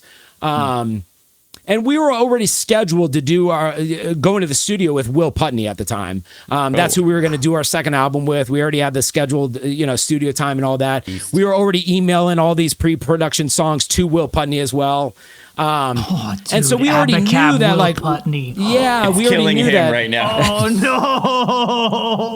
no, they're making it worse. Yeah, so it was like, I had confidence that, like, hey, like, just like, once we add vocals, once we get into the studio, like trust me, like, it'll Will would work, have had, you know? quite an input too, right? Like, Will's always been known to have like a pretty good footing in songwriting and kind of elevating songs and being pretty vocal about stuff too, right? From what I know, yes. I never got the opportunity to record with him. I still would love to. But yeah, I never did. But yes, I from what I hear, he's very hands-on. And helps produce everything from the guitar tones to the vocal patterns and things like that. Like, from what I hear, he's a true producer that's really, really making an impact. So I still had some confidence, but that was a huge ego kill, you know. And like, I still have the email from Ash Avildsen, you know, the owner of Sumerian, you know, that email, and like, you know, me and Ash, and we can talk about this, like, we go way back. Ash is from, like, the Virginia scene, you know. And like, I remember him telling me that he was going to move to LA and start a record label, you know. ABACABB's first show was with his old band, Reflux, you know, the owner of Sumerian, you know. He put us on his band's show way back then, you know. He's always been a believer in ABACABB, and he's always been a believer in Tyler Greene, right? Like, he's always been my friend. He's always been a fan of the band, and just a genuine good guy, you know. And he sent me that email, and he was like, "Tyler, you know, I've always loved you, but like, this isn't it," you know. And it's just like, that cuts even deeper given the relationship. Yeah, we were still in New Hampshire, you know. But it must have been hard for him to say that, though. Oh, like, he respects you and everything. You know? Like, it's not easy to go, like, guys, you know, you don't want to send that email, basically. Yeah. I mean, and he said, like it'll do fine, but if you guys want music to be your career, if you want this to be the album that takes you to that next level, this isn't it, you know. question. Sorry, I keep cutting you off, but like the way you're the way it's said to me kind of also alludes to like maybe we're gonna put less of a backing into this if you guys release it this way also, right? Do you think that was like a part of that? Yeah, right. That's a great point. Yeah, I mean, he, naturally as any business owner should and would, they're gonna put the most money into the bands that are, most promising or popping off the fastest or whatever it is, or at a minimum that they're stoked for. Yeah, right? and if he doesn't believe in the music, yes, I mean, whether he'd admit it or not, we all know that it's like you're going to put the most energy and money into something you're stoked for, rightfully so. So yeah, that email really hit us hard. We did end up flying somebody out to help us write some music. We flew out Manny from Impending Doom. Cool. So he came out, he flew to the cabin with us. We picked him up at the airport. He flew to the cabin with us and spent the last week with us, writing some music. And, again, it was fine, it was all fine music to me, and I think that's the best way I can describe it. And that's the best way Ash described it is fine, So going back a little bit, right before we went to New Hampshire, our bassist Stefan didn't go with us. And that was like the beginning of the end, in my opinion. Stefan had been in the band for a long time. He had been in the band since the real rough days. I think he joined in probably 2006 or something. He did all the tours. Yeah. But yeah, he did all the rough days, with me and all through Survivalist and everything. Like he did everything we did up to that band at that point. But he was also my right-hand man as far as the business side goes. Anything that I couldn't handle, a lot of times he did, So when he didn't go to New Hampshire with us, that was kind of the beginning of the end, Shortly after that, or right after that, we were on our way back from New Hampshire. He actually told us he was quitting the band. We had this rough fallout and stuff. So yeah, we had just gotten word from Ash that it wasn't good enough. I think they even went as far as canceled our studio time with Will Putney. Said you guys need more time. And Stefan had quit the band, and it was just rough, and. So we were going on tour with Stick to Your Guns and the Ghost Inside, right after that. They were opening that tour, which is crazy to think about. And so we went on that tour, and we announced halfway through that tour that we were breaking up. It was a accumulation of all that stuff I just listed, but also I was just so burnt out at that point, because most people only knew our band for Survivalist, at that point, and most people in the band had only toured off Survivalist, Naveed, our drummer, had been in the band for a little bit longer. He wrote Survivalist with us and recorded all that. So he had been in the band for a while with us. And Jeff joined before Survivalist, but everybody joined right before Survivalist came out for the most part, and so for them, they saw, some rough times, don't get me wrong, but they saw the better tours that were booked by better agents with more people in the room at better venues. We had a manager at that point. We had a record label at that point. But, I had already been touring for 5 years at that point, just really roughing it and going through members freaking like it was nothing, There's been people that lasted half a tour. It's all right, fly home in the middle of tour. I'm flying somebody else out halfway through. I'm teaching them the songs in the van, or not me literally, but our guitarist is teaching a new guitarist songs while we're driving to the venue to play a show that night, and thank God for all those members, they know who they are, but anybody that's ever played a show with ABACABB, I mean, thank you for everything, because ABACABB wouldn't have continued on if I didn't find those people over the years, and constantly fill in the shoes of anybody and everybody just to keep this machine going, Yeah, and what people don't understand too is switching members is a big thing. Like you're touring with these people, like they become like your family. You see them all the time. You're dealing with people, and so I know for a lot of people, it's just like, oh, okay, they have a new guitar player, cool.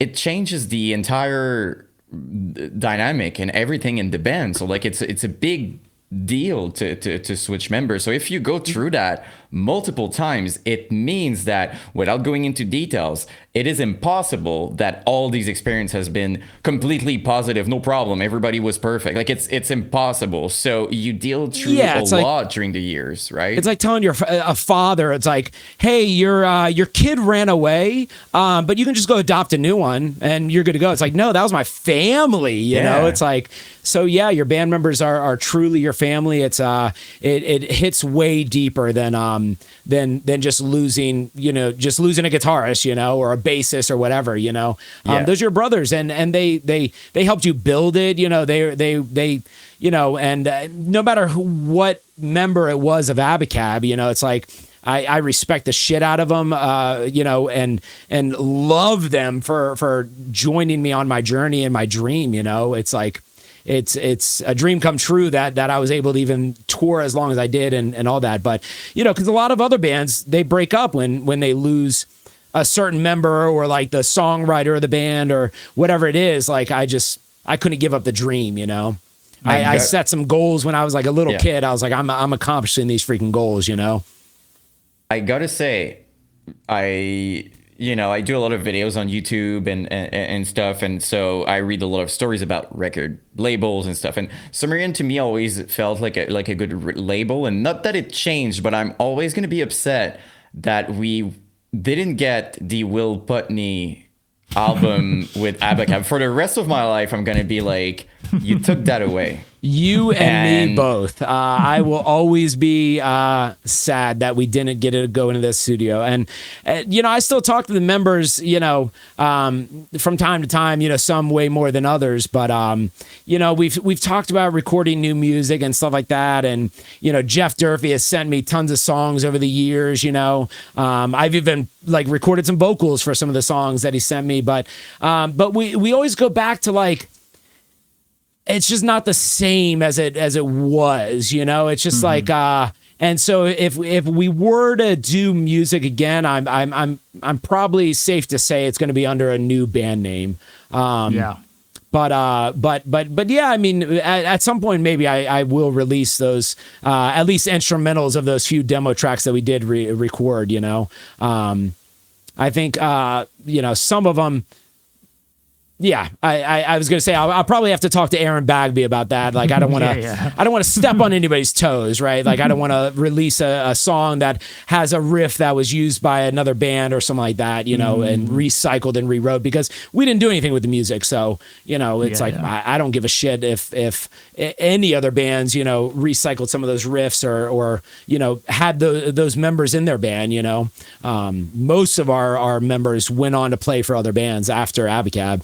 Except for me, And I know I didn't hear what it was, right? So like I'm talking just out of my imagination and stuff like that. But it's kind of difficult to judge deathcore without vocals, if I may. Like the vocals is like such a huge part. Like, I'm sure you would pick some of your favorite bands without the vocals, and not that it's not good, but like, would I listen to that without vocals? I'll be honest. Don't think so. Like, I'm like, the vocals are such a big part of the sound. I'm a bit surprised that, and again, it's coming from people who knows what they're doing. So like, I'm still, but I'm just saying, you don't know what it is until you have vocals on it. To me, I agree. I definitely agree. Yeah, if we were a band like Animals as Leaders, great. Like, you don't need vocals, right? Like, there's enough going on. But we are not Animals as Leaders, and which Tosin is actually from Ash Avelson's original band as well, So that whole Sumerian, thing is just a lot of talent there. But I guess, yeah, without vocals, Definitely not the Like you same. said, If you think of especially any, that your type of favorite band, like song a of more- any deathcore, or hardcore or metalcore, it's the vocals. It's some part of the vocals that make the song. Yeah. And so without that, it's just a lot of like, all right, yeah, this is groovy. This is, a good little riff. I can bang my head to this, but it's any more than that, it's hard to picture what the song would become for sure. Well, it's like it's chugs, so it's kind of like you know, it's just chugs. So there's that. But then I think ABACABB, especially if you listen, like Survivalist has so many vocal moments like that were very clearly meant for the gang chant or the people scream, like fans hopping onto the mic type thing, like these call outs, these like iconic parts to songs that are from the vocals more than anything else, right? So definitely for that style of band, I think it's a lot of that was like, obviously me and writing these parts, and you can listen to like the demos that we just released, versus the Survivalist version of some of those same songs, and you'll notice some of the vocals are different, just very few changes. A lot of that does go back to the Sumerian Records, though. Sumerian Records back in the day used to be very hands-on with their early bands. And so, I think a lot of this information is obviously public, but Sumerian, very much produced vocals for, the early Veil of Maya albums, Born of Osiris, a lot of those, vocals were written, maybe not the lyrics, but a lot of the vocal patterns and things like that were written by Ash, the owner of Sumerian Records. And he did the same with me. So I recorded all the vocals for Survivalist, and then submitted the album. He flew me out to Los Angeles separately. We recorded everything with Sean Small in Virginia, obviously. He flew me out to LA separately, and I stayed at his house for a week, and we went to the studio every day, and re-recorded a lot of the vocals for Survivalist for the whole album. Interesting. I didn't know that. And so that's why you'll hear small differences between some of those demo songs of Regression and Destruction. You'll hear very few differences between the demo tracks and the album versions, because I flew to California and recorded with Ash for a while, which was great. Really, really cool experience. And like I said, Ash was always my friend, going back. Right, he was a homie. It wasn't like some random dude you didn't know of. Yeah, and it was fun back then. Like he was.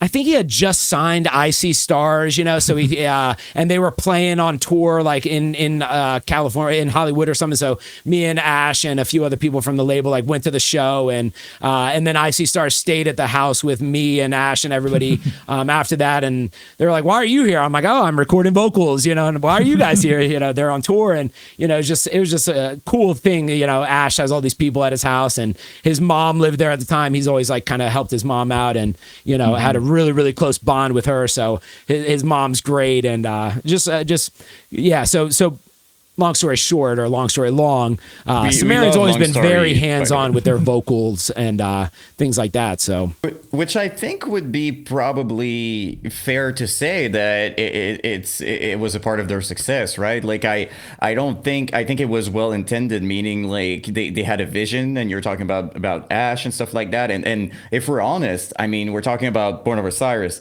Veil of Maya, Icy Stars, which was different. But if I'm honest with you, like I love deathcore, but I also love pop punk, and early Icy Stars I still think was cool and stuff. So like I have these two different worlds, and obviously ABACABB is not exactly like Icy Stars and stuff like that. But what I do respect from Sumerian is that they were not afraid of signing,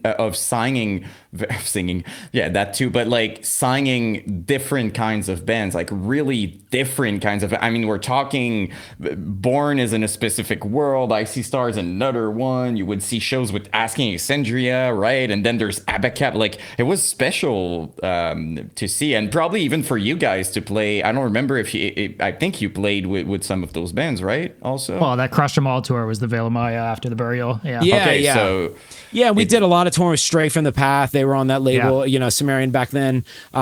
Stick to Your Guns was on there. Too Pure to Die. So and the original one of the original guitarists of ABACABB, Jason, he went on to play guitar or bass for Too Pure to Die, and did that for a while. He now manages artists. He was actually the manager for Bad Omens for a long time, Slaughter to Prevail for a long time. So a lot of the guys, Jason from ABACABB, he's kind of gone in his direction. We talked about Jeff earlier. A lot of the people have gone to play for other bands, stuff like that as well. But I guess I'm rambling. What was your question or comment? Oh no, it was more about like just the Sumerian back in the day. It was interesting to see not the clash, but like it would bring people kind of together, right? Because you take a fan. There's some people like me who like both, right? But there's also, I'm guessing, some people who were there for ABACABB and heavier stuff, and then there's like Asking Excentrica and Icy Stars, and they're just like, what? Like, and for a while there was that thing going around, like there's people were calling genre of Sumerian core, with Born of Osiris, the Faceless, Veil of Maya, like they had their sound. Even Oceano later on, right? Am I crazy? Yeah, Oceano's on Sumerian, I think still. But I think Sumerian always did it the right way from the beginning, right? So Ash was a booking agent before a record label, right? He was a show promoter before that. Like he used to book all the shows in my hometown scene, right? He was the concert promoter. Like if you were in a local band and you played a show, it was Ash's show, until he moved to California to start Sumerian, and then he had to pass the ranks. And me and Jason and a few other people started booking a lot of the shows and stuff. And that's actually what I ended up doing after ABACABB. I got into the business side. I started working, we acquired a concert venue and would book, tours and stuff like that. I was curious, Empire, right? Like Empire, and Kingdom was our venue in Richmond. So, which is the old Jack's nightclub and the old Alley Cats in Richmond. For anybody that's from the Virginia scene, they know those old venues, and they probably know about us kind of, taking over those venues and remodeling them and just kind of trying to keep the scene going, long after ABACABB. But going back to Sumerian, Ash was a show promoter and an agent before a record label. So his mindset from the beginning was, get these bands on tour, and he was such a big agent in the scene, like he still is, I think, I don't think he focuses on that, but, has people that do, whatever. But he was such a big agent that he could just put his Sumerian bands on whatever tours he wanted or create his own tours. He created Summer Slaughter and like all these different branded tours, Thrash and Burn, All Stars Tour, all these tours were all his, back in the day. Thrash and Burn was huge, man. Like, Dumb, am I crazy? Like it came here too, right? Thrash and Burn was like a big, okay. Oh yeah. I mean, every single tour you just listed came through here. Yeah. So Ash booked all those tours and owned all those tours, right? And so he just had this. It wasn't all him, obviously. I'm not giving credit to Amanda. She was our agent, but she was, kind of Ash's right hand man. Sean Keith worked for the label. He was our A&R. But his team of people were people that are all from bands, all from the industry, and just really had an idea of how the industry worked, but also they were all agents. So it's like touring was everything, and it worked really, really well.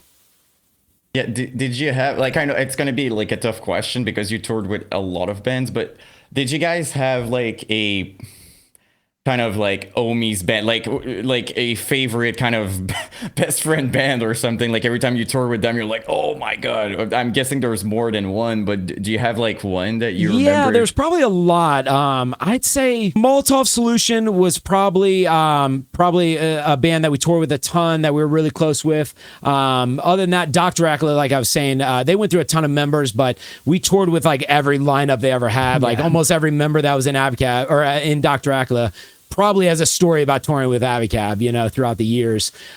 Straight from the Path, they were label buddies, and they were also good friends of ours. For the Fallen Dreams, we did a bunch of tours with them.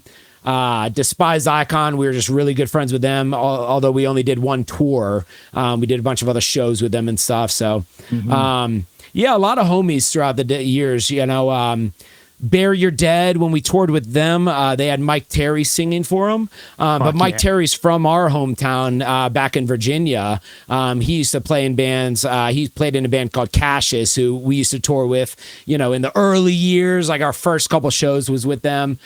So touring with like Mike Terry, like even though we didn't really know the other members of Bury Your Dead at the beginning of the tour, we knew Mike Terry, so a lot of homies throughout the years. We've toured with so many bands that we're just really good friends with. Thumbscrew back in the day were probably our biggest homies, because those were the roughest tours. It's like I think Thumbscrew like broke up in the middle of or towards the end of the With Blood Comes Cleansing tour, and Daniel the singer and maybe their merch guy or something ended up finishing the tour. They just rode with us while the rest of the band like drove home to Texas. They're like, we're still going to finish the tour. Like, we're just going to ride with ABACABB and like enjoy it, So those guys are like huge homies of ours, going way back when, But I guess, it's a weird question for me to answer because I was always in the band. So it's like, if you ask, Jeff Durfee who his homies were, it might be totally different. He never met Thumbscrew and those guys, so I don't know that every member would have the same answer as me. I'd love to maybe, we could land the plane with a little talk about one specific tour. Because we have been going a little long on time, but if you would indulge us, if you don't mind, on the Hot Dice Black Ice tour, you were talking about Dr. Acula and Molotov Solution. I got tipped off on a few things. I was tipped off about a fight at Taco Bell. A fight at Taco Bell. Yeah, that doesn't ring a bell. It rings a bell, but I could not tell you any info. I don't remember the fight at Taco Bell at all. That's fine. Okay. Well, then the other tip. Wish I did. I remember that. I don't remember that.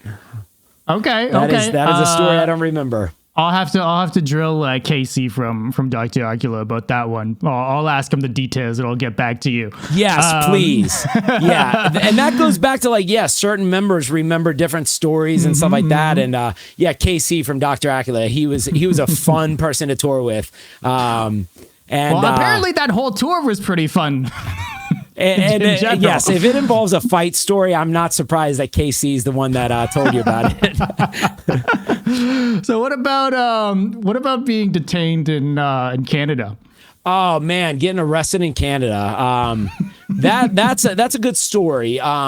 So I guess it goes back. We used to overload the weight in our trailer. So we, obviously I told you 2 8x10s for bass, 4 cabs for the 2 full stacks, on top of all the other shit and merch and, all that stuff.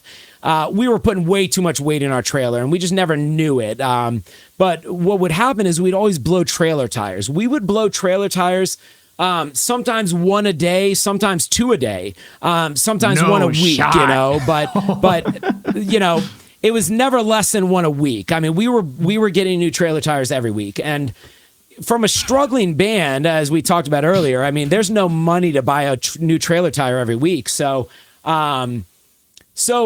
we started, we would steal, right? We would steal. I don't want to hide anything here. I told you nothing's off limits, right? We would only steal really to keep ourselves on tour. So it was like food and medicine, trailer tires, whatever we needed to stay on tour. If we didn't have the money to get it, we had to acquire it somehow. So, had to make it work. Anytime you're going down the highway, if you see like a construction trailer on the side of the median or like one of those arrows, like merge left, those are just temporary trailers, like construction trailers with a big sign on it that has an arrow to merge, and so we would pull over on the side of the highway and we would steal the tires off those construction trailers, right? And so and a lot of times, like we had 4 tires on our trailer, and so we found a way to rig it to where we could drive with 1 tire missing. Like we would strap up the axle so it wasn't dragging the ground, and we would drive with 3 tires. And we blew 1, until we got another. So we got to the point where we had to like stock up. It's like we got to stop and steal tires even when we don't need tires. We need backup for when it blows tonight. Just to add even more weight into the trailer. just add to the problem, right? Surprise. Yeah. We didn't know that was why we were blowing tires. We just thought like this is just what happens, you know. We thought we had a shitty trailer or something, you know. So one day, so that was just normal practice, you know. We actually scheduled shifts, you know. We had the driver, he has his shift, and then we had like trailer guys, like you two are on shift tonight to steal trailer tires. Like if we see any trailer tires that we can steal tonight, you guys are responsible for stealing tires tonight, you know. On duty. So we're on tour in Canada. And we're leaving. We just finished the tour in Canada, and we did okay. But there's still not enough money, you know, and you know, just never enough money. So we blow a tire, of course. You know, we're almost out of Canada. We're like 2 miles from the border, and we blow a tire. It's the middle of the night.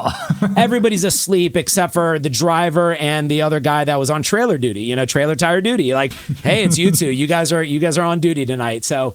Sure enough, they blow out a tire. They leave the trailer on the side of the highway. And let me know if I take this story too long, but I'll wrap it up. But, oh, no, you're good. I mentioned the length for your sake. No. So we leave the trailer on the side of the highway in Canada with our guitarist Aaron sleeping in the trailer because that was normal practice. But also, we're not going to leave all of our equipment sitting here with nobody there, you know. Mm-hmm. So he's like, fuck it, I'll just sleep in the trailer, you know. You guys go find tires, you know. So all of us are sleeping except for Jeff and Stefan, our guitarist and our bassist. They're driving. They're on trailer tire duty and they're driving. So they go trying to find tires. They can't find any. It gets to be like 5, 6 in the morning. They can't find any tires, you know, and they've been driving around for a little while looking for tires, whatever. So they find a tire shop that's open and they're like, fuck it. We've got to buy tires. Like it's come to this, like we've got to get on the road. We've got to just suck it up and buy some tires. Right. We're home in like 8 hours, you know, if it isn't for this. We're home in 8 hours if it isn't for this. Yeah, you know, like, or we might have even been going to another tour, like you know. Okay, but we were getting out of Canada for, you know, so we got to get these tires fixed. So they attempt to purchase them, right? And the sales rep, from what I'm told, we're all sleeping in the van, so I don't even know what's going on. From what I'm told, they roll the tires out. They bought 2 tires and they roll them into the van. And the sales rep that like sold them the tires from the tire shop like walks us out to the van. They roll in the tires, and the sales rep's going to help them load it up, and then they're going to go back in and pay for it. The sales rep like got a phone call or something, and he was like, "Yeah, give me 1 second, guys. Yeah, load up those tires. Yeah, load up the tires. Yeah, I'll be with you in a second."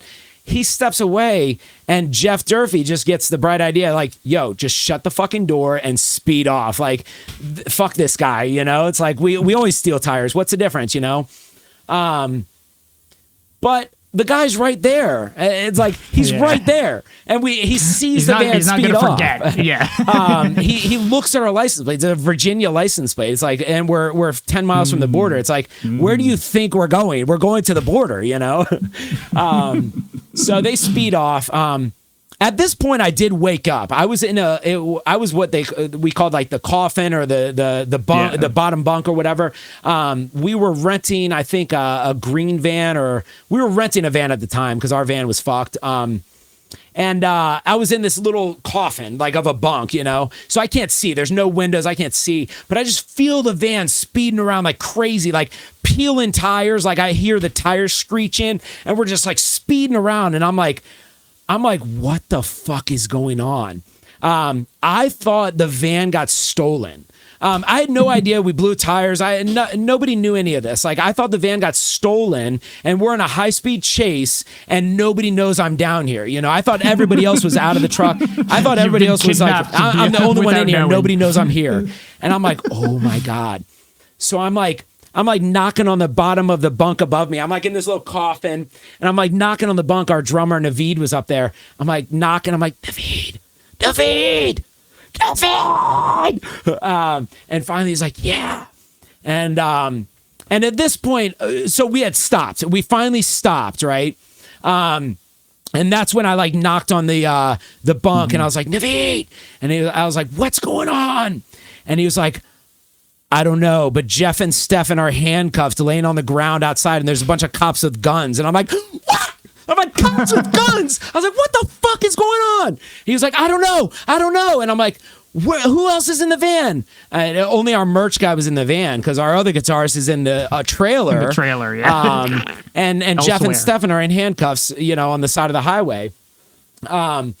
So I was like, all right, what's going on? What's going on? Like, I'm having they have to tell me all this because I'm like in this bunk with no windows. Yeah, you're stuck in the bunk. Yeah. And they're like, the cops are coming up to the van. I'm like, okay. And they're like, they have guns. And I'm like, what? And they're like, you got to get out first. I'm like, me? I'm like, oh shit. So I open the truck and they drag me out. They grab me real fast and drag me out. They got guns and they're all speaking in French. They're like, shut up. We're not allowed to talk or anything. And they just throw us down on the ground. And it's like snow on the ground. Like we're all like in our boxer shorts and shit. We're sleeping. Gym shorts and stuff, and we're out there in the snow, and we're all in handcuffs on the ground, with our face on the ground and stuff. And the cops won't let us talk to any of us, won't let us talk at all. They just keep saying shut up, and pointing their guns at us, and we're like, oh my god. So none of us know what's going on. And then, of course, I look and we're pulled over next to the trailer. We made it back to the trailer, but the cops showed up while we were right when we got there. So the cops were like, I thought you guys said there was 6 and there's only 5. Where's 6? Where's 6? And none of us know what's going on. And Jeff and Stefan are like, oh, Aaron's in the trailer. So Aaron, of course, has no idea what's going on. So we're just watching the cops go up with guns. There's 5 cops with guns. They thought something serious was going down, It's so 5 cops with guns walk up the trailer. They're banging on the trailer.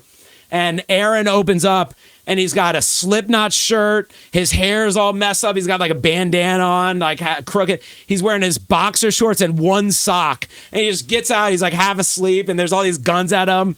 And he's just walking over. And he just walks up to all of us are arrested already, laying down on the ground, freezing and shit. He was like, good morning, fellas. And he just lays down, gets handcuffed. And we, so they still won't let us talk. They take us all to jail in separate cop cars. And they put us in separate cells at jail. At that, it wasn't jail. It was the border patrol. But we were in jail cells. In the coffin, basically. You probably looked like you were being smuggled, if anything. Yeah, who knows what the fuck they thought? I and none of us knew what was going on. Right. So at some point we were in this holding cell, all individual holding cells for I remember 4 or 5 hours, right? And a couple different police investigators came in and talked to me and tell me your side of the story. I'm like, dude, I have no idea what's going on. Literally no idea. I was woken up at gunpoint by cops, thrown in a cop car and brought here. That's literally all I know. And that was the same story for all of us except for Jeff and Stefan, right? They were the only 2 that actually knew what was going on. So Border Patrol ended up releasing all of us and deporting us back to America, and taking Stefan and Jeff to jail. So they went to jail, and we all went back to Vermont. The next morning, I woke up. I sold our trailer because it was still missing a tire. We never actually got the tires on it. Still missing a trailer. I sold it to some guy for $500 so we could rent a U-Haul for the rest of the tour because it was already crashed and spray painted at this point. People graffitied our trailer and shit and just all this shit. So I was done with this trailer. We blow tires every day. I'm just done. So I sold it and used that money to go back to Canada. They let me through the crossing. They only let me because they had already known the story. So they were waiting for me to come. I had to go to the court. They scheduled Jeff and Stefan for court. So I had to go hire a translator, hire a lawyer, and go to French Canadian court for the day and get him out of jail. We created some sort of settlement with the lawyer and got him out of jail and took him to get some poutine, and that was that. So Holy shit, dude. I love that Montreal is still your favorite place after all of Canada that. is still my favorite place. We all got Canadian Leafs tattooed on our body on our farewell tour in Canada, in Ottawa. We all went to the tattoo place and all got like the same Canadian Leaf tattoo because Canada just meant so much to us as a band. Like Canada was we were more popular in Canada than we were in our hometown. Like, you know, when we first came out in 04, 05, 06, like people liked us in our hometown. But for a while there, when we started touring a lot, we weren't around anymore. So we weren't like the local scene kids anymore. We weren't like playing all the local from shows. Elsewhere, like, I assume too, right? People just forgot about us. Certain people thought we were too cool for school. Certain people thought our egos got too big. Maybe certain people like, oh, they're on a label now. Like whatever it was, our local scene didn't really, you know, fuck with us, for lack of better terms, for several years. And Canada was our home away from home. I'd say we did better in Canada than anywhere else in the United States, for sure, hands down. That's cool, man. That's cool to hear. Oh yeah, that was our place. It's weird sometimes how, because you're in another country, right? I feel like Virginia isn't that far off, right? Like technically speaking, you're like close to the border and all that, but there is like a different perspective. I feel like when an American band comes to Canada or vice versa, a Canadian band goes, like a band from here will go to Vermont. They'll be treated differently in Vermont, but you're like 2 hours away from home. Yeah. But because you're in another country, there's like this weird thing, right? But yeah, that's cool to hear though about Canada. It was so cool coming to Canada when we first started. You know, it's like you guys spoke French and it's like, holy shit, these people speak a different language. Like, I remember the first time we went to like Quebec City, I was like, I feel like I'm in Europe or something. Like, this is crazy, you know? But they don't speak English, so that's the difference with like Montreal. Is at least you could probably still get by speaking English to everyone. Yes, I do like that most people speak English, at least, you know, from Montreal down. But we always loved it, and it just got treated the best there. And I'll never enjoy the border crossings, though. You know, that was always an issue, whether you're going to Canada or back to the country. Yeah.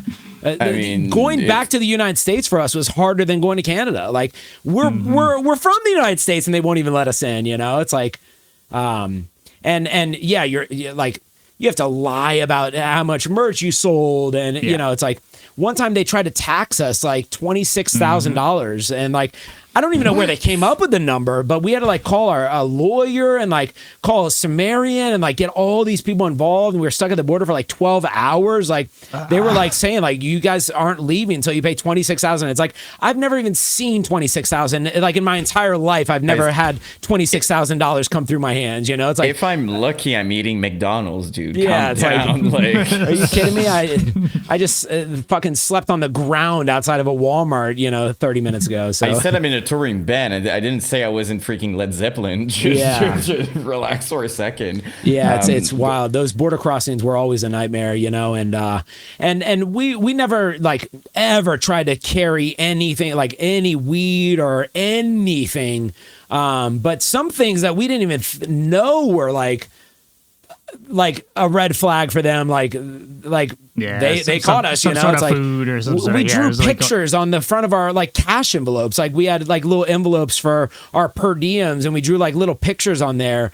And one of the times they like pulled us aside and they took us into like this holding area, and like, you know, they were like serious and guns out and all this stuff. And like, I'm like, what the fuck did they find? Like we got like porn mags and stuff. Like what do they find? Like I can't imagine, you know, what they found this time. They pulled out like one of our cash envelopes with like one of us had drawn like we were just, I don't even know why we did this, but we drew like a picture of the Twin Towers on it with like an airplane. Like that'll do it. Yeah, that'll do it.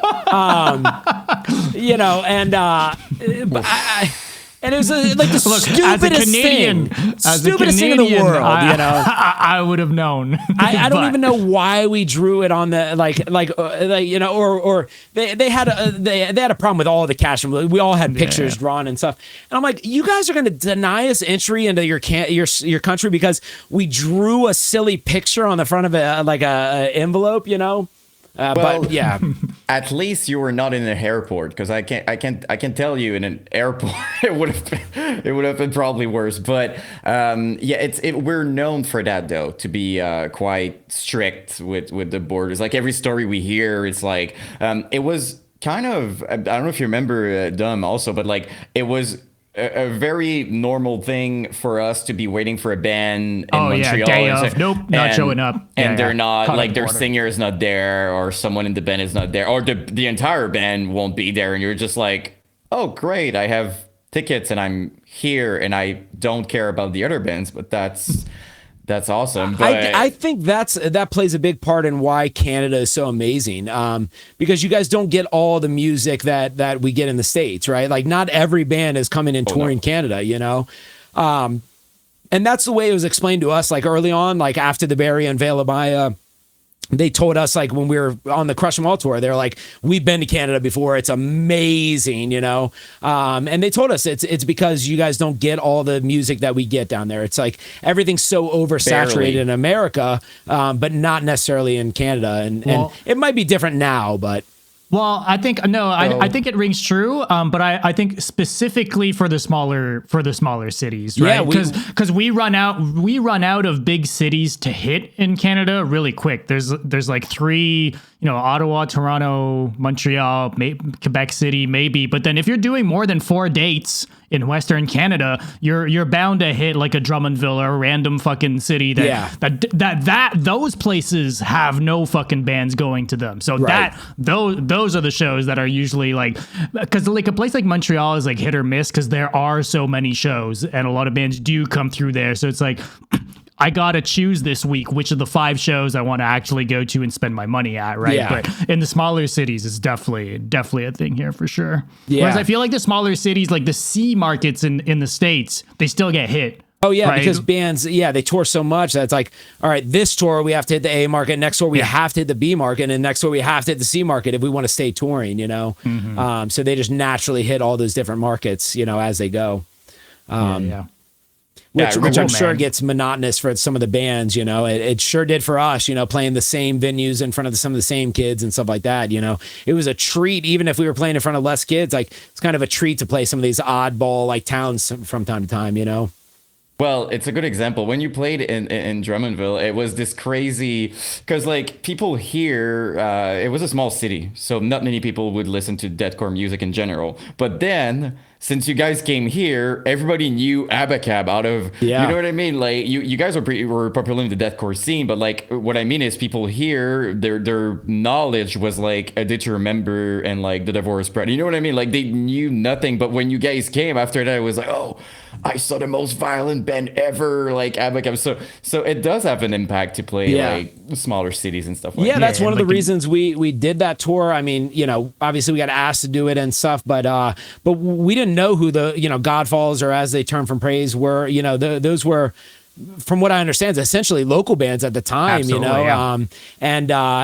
yeah. We got the opportunity to tour with these 2 like Canadian local bands. I was like, fuck yeah, sign me up. Like I love Canada. Just Canada is so amazing that yes, I will definitely go play 2 weeks worth of shows in Canada, And the last day of that tour, we played Montreal Warp Tour, so that was like the last day of that Canadian tour. And, so it all plays into like us just feeling like Canada was like our home away from home for sure. We just loved it and just did as many shows up there as we could. Even our farewell tours, we always made sure that there was a Canadian date. Our last tour, when you guys we came did back. a reunion tour. We came to Canada. We always made sure Canada was a stop on tour. Ever since the awesome to first time, hear. It's cool to hear. Actually, it's great. Man, I'll be honest. There is so much more that we could tap into. I want to have you back on. We need to have you anytime. back on. We've been going for over 2 hours. It's already a long one, but dude, there's so much more lore and other tour stories I'm sure we could get into. So, I mean, I don't know if you've got anything in terms of like current stuff that's happening with the band, or maybe if you wanted to touch maybe on some of the re-release stuff you guys did this year, or anything that's been going on with the band before letting you go? Yeah, I mean, huge shout out to Secret Swarm and Been There, Seen That. Those are two guys, that have been hitting up the band and hitting me up for what seems like almost years now, to do these re-releases and stuff like that. And I always kind of responded, over the years, and like, oh yeah, that'd be cool, but I don't know, life gets so busy, and it's just kind of like I'm on to the next thing. So and I kind of left the music world. I didn't kind of. I 100% left the music world 10 years ago in 2014, and so, like, for me, re-releasing music, old ABACABB, all that, like, was always just like a burden for me almost. It seemed like, I was like, man, I got to send this person all this stuff. Like, I don't even have these recordings anymore. Like, I don't remember all these details like that they want, So I just kept pushing it off. But this year, it just seemed like the perfect time, right? It's like, 20 years since we started our band, 20 years since we released our first, demo tracks, but also 15 years since Survivalist came out. And so I felt like this year was really the time to kind of bring it back and at least re-release some of this music. We never put out a vinyl, so being able to put any music on a vinyl was awesome, but putting all of our music on vinyls within 1 year was kind of a dream come true for me. Like I've always wanted to have my own band's music on vinyl and never had it. So that's super cool.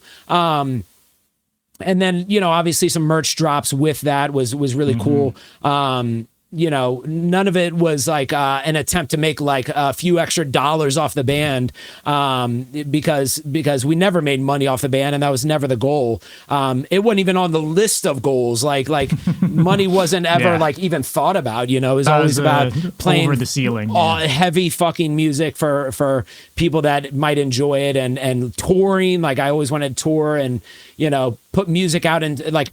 One of my goals was I always wanted to put an album out that I could walk into a Best Buy or something and see my album on the shelf, or go into a Hot Topic and see my band's T-shirt on the wall with all the other bands, and we did that. We had our shirt in Hot Topic for a while. We had our CD in stores all over the place, and I don't know where I was going with that. But yeah. So as far as new music, new things, new shows, I would love to play another show, or a tour or something like that. I would love ABACABB to go to Europe or Australia or something. We never went to Europe. We only toured the United States. Like that's criminal. By the way, Canada, I was looking at that and I was like, "There's no shot through all of this touring. There was no Europe." Yeah, we never did it. We got offered a tour once with Napalm Death. We were going to go over there with them. I don't know what happened. Something fell apart, but it would have been in 2009. But for whatever reason, it didn't happen, and we just never went over there. So I would love nothing more than ABACABB to get back together to play a couple festivals or a couple shows, or go to another country. I guess right now I'm being held back by the members. It's everybody's just too busy, including me. I'm a business owner. I've got my own thing going that's not related to music at all whatsoever. And none of us even live in the same, like even close to each other. I'm in Connecticut now. Jeff's in Montreal. We got members in Georgia, Arizona, California. I mean, all over. And so the idea of getting a show together is just tough. But if any fans want it to happen, don't grind me. Find Dan Moody and Naveed Nagdi and Jeff Durfee. Find those guys on Instagram or social media and tell them you want an ABACABB show, because you got Tyler Greene. I'm in 100%. It's just about getting a band back together, and a band that makes sense, right? Like I could go find 5 random dudes that play music and try to figure out a show, but I don't want that. Like I want my brothers, and there's plenty of them to choose from, plenty plenty of people have played in ABACABB over the years, but there's a few key players that I would really want to join me on stage if we ever did anything again. Otherwise, I'm always talking about starting a new band. Me and Jeff Durfee are always sending music back and forth. And he's in a new band. He plays for a couple different bands, but he's got Paid in Gold, and he's fills in for a couple other bands here and there. And other people are still doing music related things, but to new ABACABB or ABACABB shows or anything, I don't know that it'll ever happen, but we'll see. We'll see, man. We'll see. We'll be here for it either way, and whether new music comes in a different name, if it's shows, if it's not shows, whatever it is, we'll be here for it, man. And I would love for it to happen. We'll see.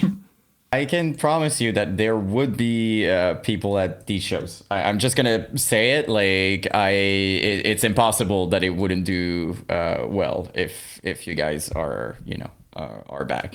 So yeah, I think it'd be cool if a bunch of the MySpace era bands got together and did a tour, like a Suicide Silence, Whitechapel, you name it, a Molotov Solution. At least a fest, like a fest with an old school lineup fest with some of the bands that are still around, but some of the bands that are coming back, some of the bands that broke up, shows and stuff, and some of the bands that are still here. Yeah, just get all of them back together for a MySpace era show or something. Dude. Maybe we could convince Elysia and certain bands like that. Imagine how crazy it would be, to bring back all oh man, it'd be huge. Some sort of Cali, LA show with a bunch of these bands would be fucking awesome. Yeah, absolutely. But I agree. Cool, man, dude. Thank you so much, man, for taking the time to do this and to indulge with us a little trip back down memory lane. It was a pleasure, man. Yeah, thank you guys so much for having me, and I'd love to do it again. I've got I took a bunch of notes of things that we can talk about, tour stories and stuff like that. That like I said earlier, we didn't even tap into any of them really. So yeah, I'd love to do it again and talk old tour stories and chat the scene, right? Hell yeah, we're gonna have to definitely. And anyway, I'll be honest, not to put you on the spot, but I need an ABACABB video with your stories on my on my channel. So I'm gonna have to send you a message. I would love that. Yeah, let's connect for sure. Let's do that. Awesome. It's needed. The world need it. So. All right. We'll have a great rest of your night, my man, and we'll keep in touch, man. All right, you guys too. Thank you.